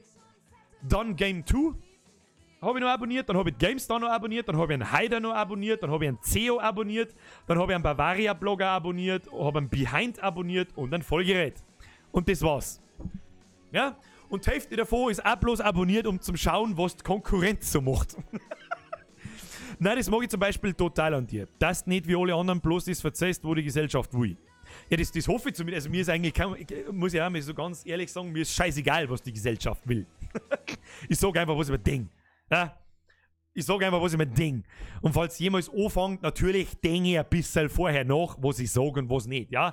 Ich sitze mir jetzt nicht einer und fange an mit irgendeinem rassistischen Dreck oder so, bloß weil es die Leute hören wollen würden. Oder mit einem antirassistischen Dreck, bloß weil es die Leute hören wollen würden. Das interessiert mich alles nicht. Oder wenn manchmal kommt halt so eine Frage und ich verstehe ja, dass man sich damit befasst, in meiner Privatsphäre befasse ich mich da auch damit und reg mich drüber auf. Wenn mir irgendjemand politische Fragen stellt, was hältst du denn von der Merkel, was hältst du denn vom Trump? Also um ganz ehrlich zu sein, niemand von uns kann irgendwas daran ändern, weil es für immer so laufen wird, wie es ist. Da brauchen wir nicht drum rumschwatzen. Diese ganze Scheiße geht doch wen, mach das, mach das. Das ist doch bloß, damit wir uns am Maul halten und um 8 in der Früh in die Arbeit kommen, um 6 Uhr auf die Nacht wieder heimkommen und uns am Maul halten, unser Feierabend halb auf der Couch dringen, aber ja, nicht das Maul aufmachen. Das ist das Wichtigste. Herr Hartmann! Pinker Schnacksolotl. Einen pinken! Du kannst doch nicht... Pinker Schnacksolotl ist unterwegs. Du kannst doch nicht einen pinken Schnacksolotl kaufen! Obwohl, kannst du schon. Vergeht's gut. Dann mag ich ein Foto. Ohne Scheiß sage ich auch übrigens jetzt mal, jetzt ist ja gerade wahrscheinlich wieder die Hauptphase, wo ihr T-Shirts bestellt mit den Motive. Ich freue mich drüber, macht Fotos von euch und schickt mir die über Facebook. Weil es mich immer gefreut. Und, also ich tue keine Sorge, ich poste eine Beutel dann nicht, ohne dass ich euch frage und ohne dass ich die Erlaubnis von euch habe. Mich interessiert's bloß. Ja? Mich interessiert selbstverständlich auch, wie ist die Qualität von dem Motiv. Das ist mir ganz, ganz, ganz wichtig, weil wenn das ein Bullshit ist, dann schickt es bitte auch wieder zurück und sagt mir das dann, wenn es geht, irgendwie über Facebook oder so. Das sind dann die Sachen, die lese ich dann schon, ja. Also ist eh klar. Der CEO ist echt eine geile Sau. Ja, also ganz ehrlich, er hat mich mit dem Sepp, muss ich ganz ehrlich sagen, seine Sepp-Figur, seine anderen Videos, seine normalen hochdeutschen Videos, ja, ich verstehe, warum er den Erfolg hat, verstehe ich voll, aber das ist mir jetzt krass ein bisschen. Das ist mir schon wieder, da bin ich wahrscheinlich zu alt, keine Ahnung, das ist wirklich eine einzige Hudlerei und hat lustige Momente dabei, ja, das muss man ihm lassen, das ist aber eh klar. Aber der Sepp ist wirklich cool. Also der Sepp ist teilweise wirklich cool. Da hat er mir, und das schaffen sehr wenige Videos, weil ich einfach so Internet abgestumpft bin mittlerweile, dass ich allein daheim sitze, schau mir das an und muss laut lachen. Das war beim Sepp, war das der Fall 2-3 Mal und hat mir wirklich gedacht, Alter, was geht denn mit dem Typen ab? Und dann habe ich ihm halt einmal ein Abo da lassen. Es ist ein ganz, ganz lustiges Format, was er da hat, der Sepp. Aber ich mag es nicht kaputt machen jetzt. Ja, ich mag es auch nicht schlechteren jetzt mit Gewalt, aber ich versuche halt ehrlich zu sein. Wenn du dann 5-6 Folgen Sepp angeschaut hast, dann wird es auch langweilig. Und das ziemlich schnell. Vielleicht geht es da nicht bloß mir so, oder geht es bloß mir so, was weiß ich, weil ich halt so abgestumpft bin. Hilft halt nicht. Warum hast du den statt an DX Racer Stuhl nicht an PewDiePie seinen Stuhl für gerade 3,99? Only $3.99, but can you do this? Ich sag das ganz ehrlich, weil für $400 ein verdammter Bürostuhl einfach ein bisschen zu viel ist. Ich darf ihn zwar cool finden, ja, also ich mag einen PewDiePie, ich kann es nicht anders sagen, ich mag einen PewDiePie seit Anfang an, seitdem es ihn gibt. Ich glaube, ich verfolge ihn seitdem er irgendwo zwischen 5 und 10 Millionen Abos gehabt hat. Das war vor 5 Jahren irgendwann. Und man merkt, da kannst du halt richtig krass zuschauen, wie das ein kleiner Bub war, wie er erfolgreich wird, wie er erwachsen wird und wie er jetzt halt einfach eine Persönlichkeit ist. Und das fasziniert mich einfach. Und früher war er einfach lustig. Er war einfach lustig. Das war das Nonplusultra der Lustigkeit beim Zocken zum Schauen. Keine Ahnung. Heute kannst du das auch nicht mehr anschauen. Ja, wir haben ja 2018. Die Zeiten ändern sich. Erik Schmugglin schreibt, ja, lecker Deckendorfer, sehr aus DSC. Also ich bin kein Deckendorferer, falls du jemand im Chat meinst, dann habe ich es nicht gesehen. Daher Kulster, kennst du Sauerkrautkoma? Na, genauso ist es mir bei dir gegangen. Wem ist bei mir, wo gegangen? Ja, ich mag ja auch nicht abstreiten, ja, ich mache das jetzt nicht erst seit einem Jahr. Sagen wir es einmal, wie es bei mir ist. Bei mir ist es so, seit einem guten Jahr, jetzt dann im Mai, wird es ein Jahr, wo der Bekanntheitsgrad gekommen ist. Da wo es mit den Abos angefangen hat, mit den Videos angefangen hat, richtig zum Explodieren. Und wo ich dann auch irgendwann einmal Bock gekriegt habe und dann gemacht habe und regelmäßig jetzt da bin, ja? Und aus, fertig, Amen. Und das, wenn du dir mal meine alten Videos anschaust, ist natürlich ein Unterschied zu denen, wie es heute sind. Das ist ja eh klar. Also ich warte ja bloß drauf, bis die Leute irgendwann mal anfangen zum Schreiben, die neuen Sachen sind voll scheiße, mach mal die alten. Mach mal wieder wie früher. Ich mag den alten Birger, mach mal wieder ein altes How-To. Oder irgendwie sowas. Keine Ahnung, auf das warte ich ja bloß, weil das alle so geht. Und ich bin ja derselbe. Bei Bands zum Beispiel. Da nehmen wir zum Beispiel einmal Seether. Ja, die haben ein Album, das kenne ich auswendig. Das kann ich sogar selber spielen. Das kann ich wahrscheinlich sogar noch heute noch selber auf der Gitarre spielen. Und so weiter. Und dann kommt ein neues Album und mit jedem Album gefällt es mir weniger. Und denk mir so, das gibt's ja nicht, dass die immer nur Erfolg haben. Ja, aber sie sprechen einfach anderen Leute und sie entwickeln sie einfach weiter. Und sie werden halt einfach anders. Du, wenn den ganzen Tag denselben Scheiß machst, dann weiß ich es halt auch nicht. Und mittlerweile kann ich mir Seether halt aber auch nicht mehr anhören. Vor 15 Jahren war das anders. Da war das erste Seether-Album, das war halt so richtig, der Herr Kulzer schreibt das so schön, Seether ist halt einfach Nirvana für Arme. Ja, bei Nirvana ist es noch viel schlimmer, also so viel Nirvana wie ich gehört habe. Warte mal, um zu beweisen, dass ich Nirvana noch größer finde und stärker finde und Nirvana für meinen Musikgeschmack verantwortlich ist. Pass auf, was ich hab. Und ich glaube, das hat keiner, weil es damals im EMP, ich glaube 2001 oder so, hat es dieses Poster gegeben und ich war der Einzige, glaube ich, der es gekauft hat, weil er checkt hat, dass dieser groß ist. Jetzt pass auf. Das muss ich schnell holen.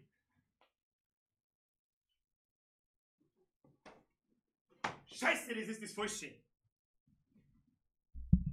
Fuck, das ist das falsche Poster. Ich hab gemeint, das ist mein Nirvana-Poster, das da hinten steht, dabei ist mein Pulp Fiction-Poster, das da hinten steht. Auf alle Fälle ist klar, das ist aber heute so ein schönes Beispiel für mich. Die waren am Anfang richtig geil und jetzt kann ich es mir nicht mehr anhören, weil das ist keine Ahnung, was das für Musik sei. Also jedes Lied hört sich gleich an und keine Ahnung. Birger, wenn ich in Ansbach bzw. Mittelfranken wohne, bin ich dann ein Preuße.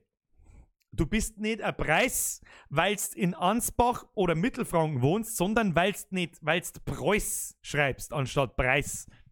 Tja, Pech. Grisou 2014, schau YouTube den Trailer an, lachst dich blöd. Welchen Trailer? Ich mag Hallo. Hallo? Servus Birger, Grüße aus Cham. Bushcraft Tommy, Grüße aus Landau, habe die Ehre. Der Judex Max ist auch wieder da, habe die Ehre. Es geht bei mir um dein Modplots auf YouTube und um die Schnacksolotl-Suche in der Disco. Hashtag Birlex. Das ist, ich sag's euch ganz ehrlich, ich bin so fasziniert. Wir waren heute, ich sage jetzt mal eine Stunde oder eine halbe Stunde, nachdem wir Stream angefangen haben, waren wir 500 Leute. Ja? Ich merke das schon, dass immer mehr Leute im Stream sind, wenn ich 1, 2, 3 Tage vorher ein Video gebracht habe, das gut ankommt. Ja, gestern haben wir How to Scheißen ausgekaut, haben heute 500 Leute da. Vor 2 Wochen habe ich das Kruzifix ausgekaut, das hat eingeschlagen wie eine Bombe, waren 600 Leute da. Normalerweise haben in die Streams, so wie jetzt, die durchschnittlich 300 konstanten Leute da. Ich versuche so ein bisschen zu erörtern, wie das zustande kommt, wie viele Leute das da sind. Warum sind auch gerade jetzt die ganze Zeit konstant 270 Leute im Stream und nicht 310? Warum ist das so? Warum? Warum haben sie nicht genau 200 oder bloß 100 konstant? Ich bin nur am Überlegen, wie das zustande kommt. Keine Ahnung. Naja, ist ja sowieso wurscht. Das sind bloß die Dinge, die mir ich denke. Und viele Leute haben natürlich noch in der Maloche, das ist klar, die haben um 6 Uhr erst aus. Eigentlich sollten wir uns einmal am Freitag auf die Nacht auf Primetime einigen, dass wir um 7:45 zum Streamen anfangen und nicht Nachmittag. Wenn's mich fragst. Warst schon mal in Straubing und wie oft? Alter, wie oft ich kann nicht sagen, wie oft ich in Straubing war. Ich wohne nicht weit weg von Straubing. Der Grantelbart hat... Flo! Flo, ich komm nachher ins Discord. und sag da was dazu. So, Birger, sorry, dass ich es nochmal schreibe, ich will bloß das. So, Frau Gewalt, das ist einmal das Erste. Frau der ersten Stunde. Du hast hier drin völlige Narrenfreiheit und kannst machen, was du willst. Ja? Also du kannst sogar Leute beleidigen, wenn du magst. Das ist mir wurscht. Du bist wirklich seit dem ersten Stream da und seit dem ersten Dingsbums da, wie manch andere auch. Und du bist wirklich in jedem Stream da. Bitte, schreib nicht vorher, sorry, dass ich es nochmal schreibe, entschuldig dich nicht, schreib einfach. Und wenn du das 100 Mal schreibst, du kriegst von mir auch die Sondergenehmigung, dass du 500.000 verschiedene Smileys ohne hängst, dass ich es lesen kann. So. Bin ich jetzt so gut drauf, dass ich da gleich noch einen Mod gebe, oder nicht? So. Wie gesagt, ich weiß auch nicht, ob ich es morgen schaffe. Der Herr Kulzer. Oh, das ist natürlich schade. Das ist wirklich schade. Der Herr Kulzer ist nämlich genau wie die Frau Gewalt in jedem Stream dabei. Er ist immer am Start. Er haut mir immer Supports um. Keine Ahnung, da kann ich auch mal Special Thanks zu euch geben, weil da macht es natürlich gleich noch mehr Spaß. Mehr Spaß macht es da. Was ist mit Heinrich dem Lappen? Der Heinrich, der Lappen. Wir werden aber so viele Leute schreiben wir mal wieder Kingdom Come Deliverance. Und jetzt mal sage ich wieder, es tut mir so leid, ich hab da Urlaub gehabt, dann in 1, 2 Tagen habe ich es dann einfach selber durchgespielt. Es tut mir leid. Ja, ich spiele ja privat auch mal, da muss ich auch mal einen Stream ausschalten, weil ich halt auch mal meine Ruhe mag und weil das ganz geil ist. Und es ist aber genauso geil mit euch zum Spielen. Bloß kann ich mir zum Beispiel niemals vorstellen, wenn du jetzt mal die dicken Streamer anschaust, das jeden Tag 8 Stunden lang zu machen. Da sitzen, streamen und Scheiße reden. Es darf halt nicht gehen. Es darf einfach nicht gehen. Ich finde schon, dass ich mich schon aus dem Fenster lohne mit dem jeden Freitag, jeden Samstag.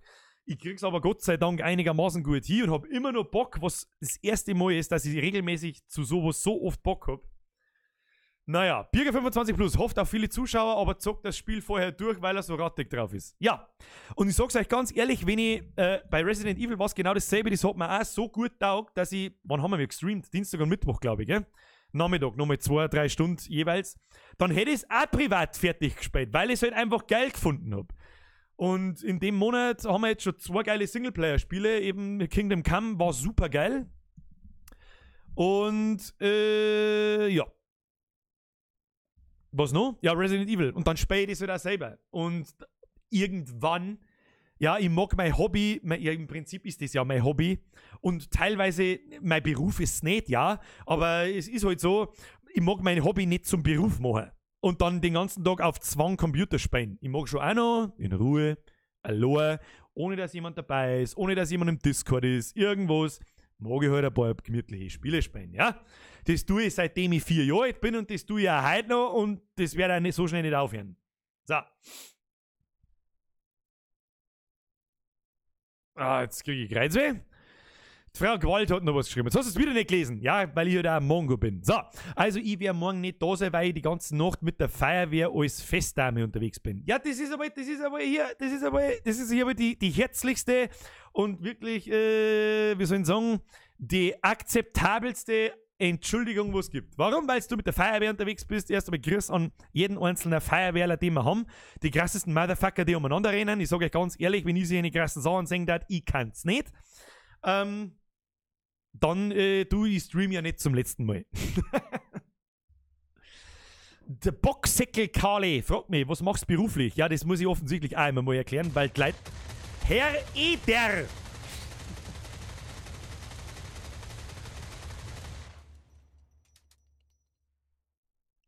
Dere aus Passau. Dere noch Passau aus Landau. Habe die Ehre. Was mache ich beruflich? Ich bin Mediengestalter mit der Fachrichtung Medienoperating. Sprich, das ist so eine Mischung aus Dinge gestalten und programmieren, aber beides nicht richtig. Das meiste habe ich mir nach der Lehre dann selber gelernt und so weiter. Hab dann 7 Jahre lang in einer Internetagentur geschuftet und hab da Internetseiten noch und nöcher gebaut und irgendwann kriegst du dann einfach einen geistigen Schlaganfall und denkst dir, so, muss jetzt für den 180. Vollidioten seine 180. scheiß Internetseiten machen, ich mag nicht mehr, bla bla bla. Und dann bin ich gewechselt 2011 und hab mir gedacht, weißt du was, betreib doch deinen eigenen Skate-Shop, wollte ich schon immer machen. Und bin quasi, damit es alles ein bisschen leichter läuft, bin jetzt angestellt in einem Sportgeschäft und kümmert mich da um einen Online-Shop. Ganz einfach. So einfach ist gesagt. Im Prinzip betreibe ich einen Online-Shop für Bergsportsachen, für die ich aber jetzt da keine Werbung nicht machen soll, weil das da einfach nicht herpasst. Aus. Ja? Ich bin nicht arbeitslos, was viele vielleicht meinen, weil ich unter der Woche meinen Nachmittag gestreamt habe. Ich sag's euch auch so offen und ehrlich, wie ich halt das versuche zu sagen. Es hat folgenden Grund, dass ich Nachmittag und so viele Videos machen kann und so viel Scheiß machen kann. Ich arbeite nur halbtags. Das ist übrigens was ich jedem mal ans Herz lege, der gestresst ist in seinem Leben. Herr Hogelburhane! Was ist der Hogelburhane? Beutel sind fertig, merci für den Teil. So, Uidelsen fertig, Mertsche für Unterhoitung.de. Es ist mir stets eine Ehre, Sie unterhalten zu dürfen. Vergelt's Gott an euch für eine gefühlt 100 Donations heute. Das war wirklich völliger Irrsinn. Krass, oder? Ja. Um darauf zurückzukommen. So, also ich verdiene genug. Ja? Ich verdiene genug, damit ich leben kann. Ich hab mein eigenes Haus da. Sprich, sonst kann ich es mir nicht leisten, so ehrlich muss ich auch sein. Ich arbeite halbtags, kriege aber genügend... Hört halt jetzt auf! Warum gibt's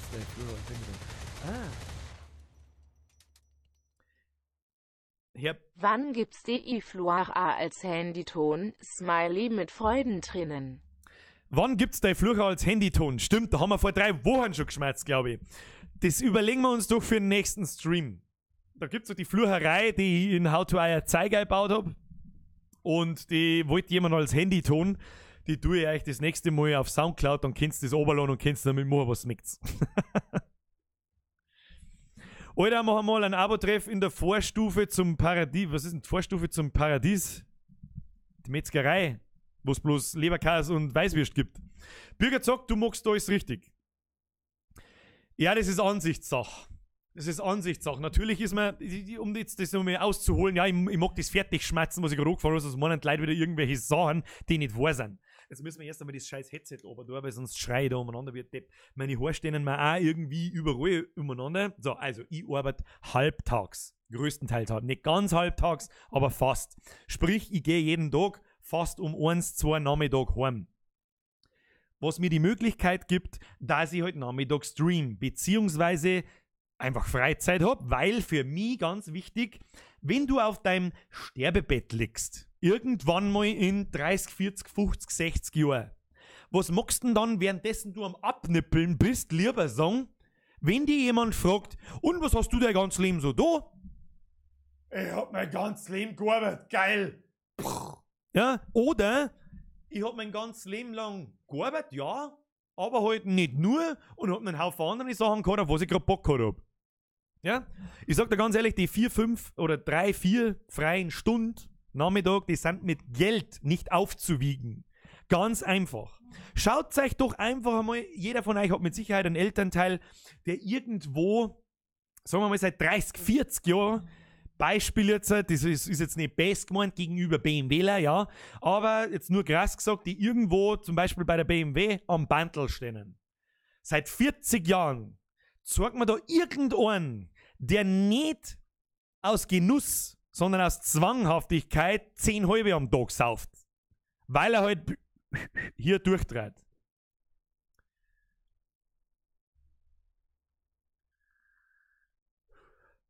Und deswegen hab mir ich gedacht, weißt du was, wir haben mein Leben lang, ich hab in der Schule schon gesagt, oh, das war so geil, bloß halbtags arbeiten und Ding und und alle um mir und um haben immer gesagt, das geht nicht, das geht nicht, das geht nicht, das geht nicht. Ganz ehrlich, das Allerwichtigste, wenn es irgendwas gibt zum Lernen, wenn ich einen kleinen Funken von Gedanken in irgendein Hirn von euch, das da zuschaut, setzen kann. Ich weiß schon, es klingt so beschissen klischeehaft. Und Ding, ein geht nicht gibt's nicht. Das gibt es nicht. Ganz ehrlich, sagt's Leute, die zu euch sagen, das geht nicht und das geht nicht und das geht auch nicht und das kannst du nicht machen und das nicht und verbannt diese Personen aus eurem Leben. Ganz ehrlich. Mir ist ein Jahrzehnt lang gesagt worden, das geht nicht. Ja, und jetzt sitze ich da und sage, es geht doch. Halt dein Maul. Bist ja bloß neidisch, sag ich dann. Hättest was Gescheites gelernt, sag ich auch gern. So, der Herr Tobias Brause, Birgit dringend lesen, um Gottes Willen, um was geht's denn, ist jemand gestorben. Was hab ich da singen, während ich da ab mit am Soundboard wie Instant Buttons Birger lies? Was? Alter, wenn ich schon so dringend lesen soll, dann schreib wenigstens einigermaßen anständig. Wer soll denn das lesen? Hab ich da singen, während ich dir a App mit am Soundboard... Was? Ich sieh's bei meinen Eltern. Mein Dad arbeitet den ganzen Tag und ist immer gestresst und mein Mann bloß halbtags und ist meistens gut drauf. Genau um das geht's. Und das ist auch übrigens was, um Gottes Willen, jetzt nicht das auf deine Eltern.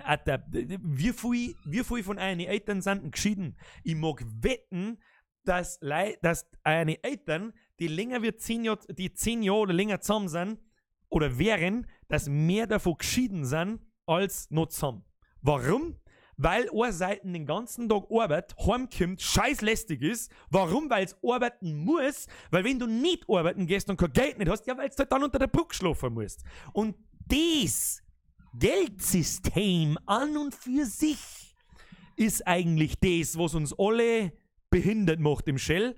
Und solange wir alle behindert haben im Shell und unserem Maul halten, wird es für immer so weitergehen. Und solange nicht flächendeckend von heute auf morgen alle hergehen und sagen, ihr könnt uns alle am Arsch lecken mit einem Fickdreck, ich bleib heute daheim, alle gleichzeitig, wird sich nie was ändern. Das Kreislige ist, es werden halt einfach nie alle gleichzeitig daheim bleiben. Nie, nie. Ja, der Max der Quamperty hat's richtig gemacht, er ist Beamter, er kann sich weder bei der Arbeit beschweren, noch bei der Kohle, das kann ich mir vorstellen. Birger liest sie fix. Ich will eine App machen für die, okay. Das ist wie Instant Buttons, nur mit deinen Ausrufen. Ja, kannst du. Kannst du machen. Wodka ist geil. Kennst du Don, wenn du das Handy hast, du grüßt aus dem Training. Ken SD du Dornwang bei Mostenning und welches Handy? HASD du Grüße aus Mostenning. Schöne Grüße aus Landau? Was für ein Handy, das ich hab. Steckt da herum. Ich nehme aber das alte von meiner Freundin. Es ist ein HTC One. Aber keine Ahnung von wie, was, wann, irgendwas. Es ist nicht das Neueste. Ich sag dir ganz ehrlich, ich habe fast nie ein Handy dabei. Das ist das Nächste, was mich wahrscheinlich von 99% von euch allen am meisten unterscheidet. Ich habe eigentlich kein Handy. Warum? Weil man es nicht braucht. Das merkst du aber erst, wenn du 2, 3, 4 Wochen keins hast und über den Zenit gesprungen bist, wo du merkst, fuck, ich brauch's wirklich eigentlich nicht. Und ich brauche keinen 700 Euro Wecker oder eine 700 Euro Uhr, die ich alle 4 Sekunden auserziehe, so, es ist 23:11 Uhr. 4 Sekunden später, es ist immer noch 23:11 Uhr. So, 4 Sauerkraut-Koma habe ich dir auf Facebook mit. Ja. Da ist eine Katze am Fenster. Ich hab's auch gerade beobachtet. Die wollte gerade rein. Gell? Das habt ihr sehr schön gesehen. Wer war das? Die Villa. Der Villa. Ja, habe ich jetzt übersehen. Aber die Freundin ist ja auch da, die lässt schon einer irgendwann. Ach ja, meine sehr verehrten Damen und Herren, wisst ihr, was ich euch sag? Jetzt muss es einmal genug sein. Ich krieg Kreuzweh irgendwie. Ich weiß nicht warum. Mir tut mein Kreuzweh. Fix Mare. So, ich sag ganz ehrlich, erst einmal, merci an euch ganzen Donator. Ich weiß gar nicht, wie viel das halt waren, völlig irre. Wenn der Herr Sio noch da ist, der hat 4 mal 20 Euro da lassen. Wenn das wirklich wahr ist, dann merci. Wenn es nicht wahr ist, dann ist es mir auch wurscht. Dann geht er viel größeres Merci an alle anderen aus. Ihr habt so viel Fünfer und Euros und was ich was alles da lassen. Ihr seid lauter gesponnen, ne? Keine Ahnung, hättet ihr euch einmal die 5 Euro noch aufgekommen, hättet ihr euch einen Schnacksalotl gekauft, dann hättet ihr noch was gehabt davon. In diesem Zuge gleich noch, ich habe noch nicht nachgeschaut, wie viele Leute das das sehe ich auch nicht sofort, einen Schnacksalotl bestellt haben. Vergeht's gut für das, da bleibt natürlich auch was für mich hängen, das ist egal, da brauchen wir nicht rundum schmerzen. Ja, ich hoffe, euch hat es einigermaßen unterhalten, ich habe auch wieder einen Spaß gehabt wie allweil. Ich sag, wir sehen uns morgen, recht wahrscheinlich. Ich kündige das ja alle an, 2-3 Stunden vorher stelle ich einen Stream online, dann seht ihr das ja schon. Checkt eine Benachrichtigungsoptionen, dann kriegt ihr eine Nachricht aufs Handy, wenn ich online komme. Und ja, ansonsten, meine ich, werde mir jetzt mal was Leckeres zum Speisen organisieren. Ein bisschen umeinander rauchen, ein bisschen zocken halt noch. Und morgen sehen wir uns mit den Resident Evil DLCs. Und dann werden wir uns morgen einmal auch noch überlegen, was wir als nächstes spielen. Also ich hab Bock auf The Long Dark. Schauen wir mal. Naja. Also weil ich gerade gefragt habe, warum musst du jetzt nicht aufhören? Ich muss nicht aufhören, aber ich möchte jetzt, ich hab Kreuzweh, ich hab Hunger und nach 3 Stunden, gut, nicht ganz 3 Stunden, aber fast, das ist so unser Grenz, damit es nicht langweilig wird, sonst schaut am Morgen wieder keiner vorbei, weiß, dass er wie es ist. Ich hoffe, euch hat es ein Breckerl Spaß bereitet. Mir hat es einen Spaß bereitet wie jeden Freitag. Ich sag, vergeht's gut für eure Unterstützung, fürs Zuschauen. Wir sehen uns beim nächsten Mal. Ich gebe euch noch eine kleine Hausaufgabe mit und zwar, jetzt geht's alle nochmal ins How-to-Scheißen-Video. Markiert euch den Link und schickt es eurem besten Kumpel, der definitiv zu blöd zum Scheißen ist. Bin ich gespannt, ob ich das merke in die Zuschauerzahlen auf dem Video. War auf alle Fälle eine griebige Sache. Ja, haut euch rein, ich wünsche euch einen schönen Freitagabend. Bis morgen auf die Nacht. Habe die Ehre.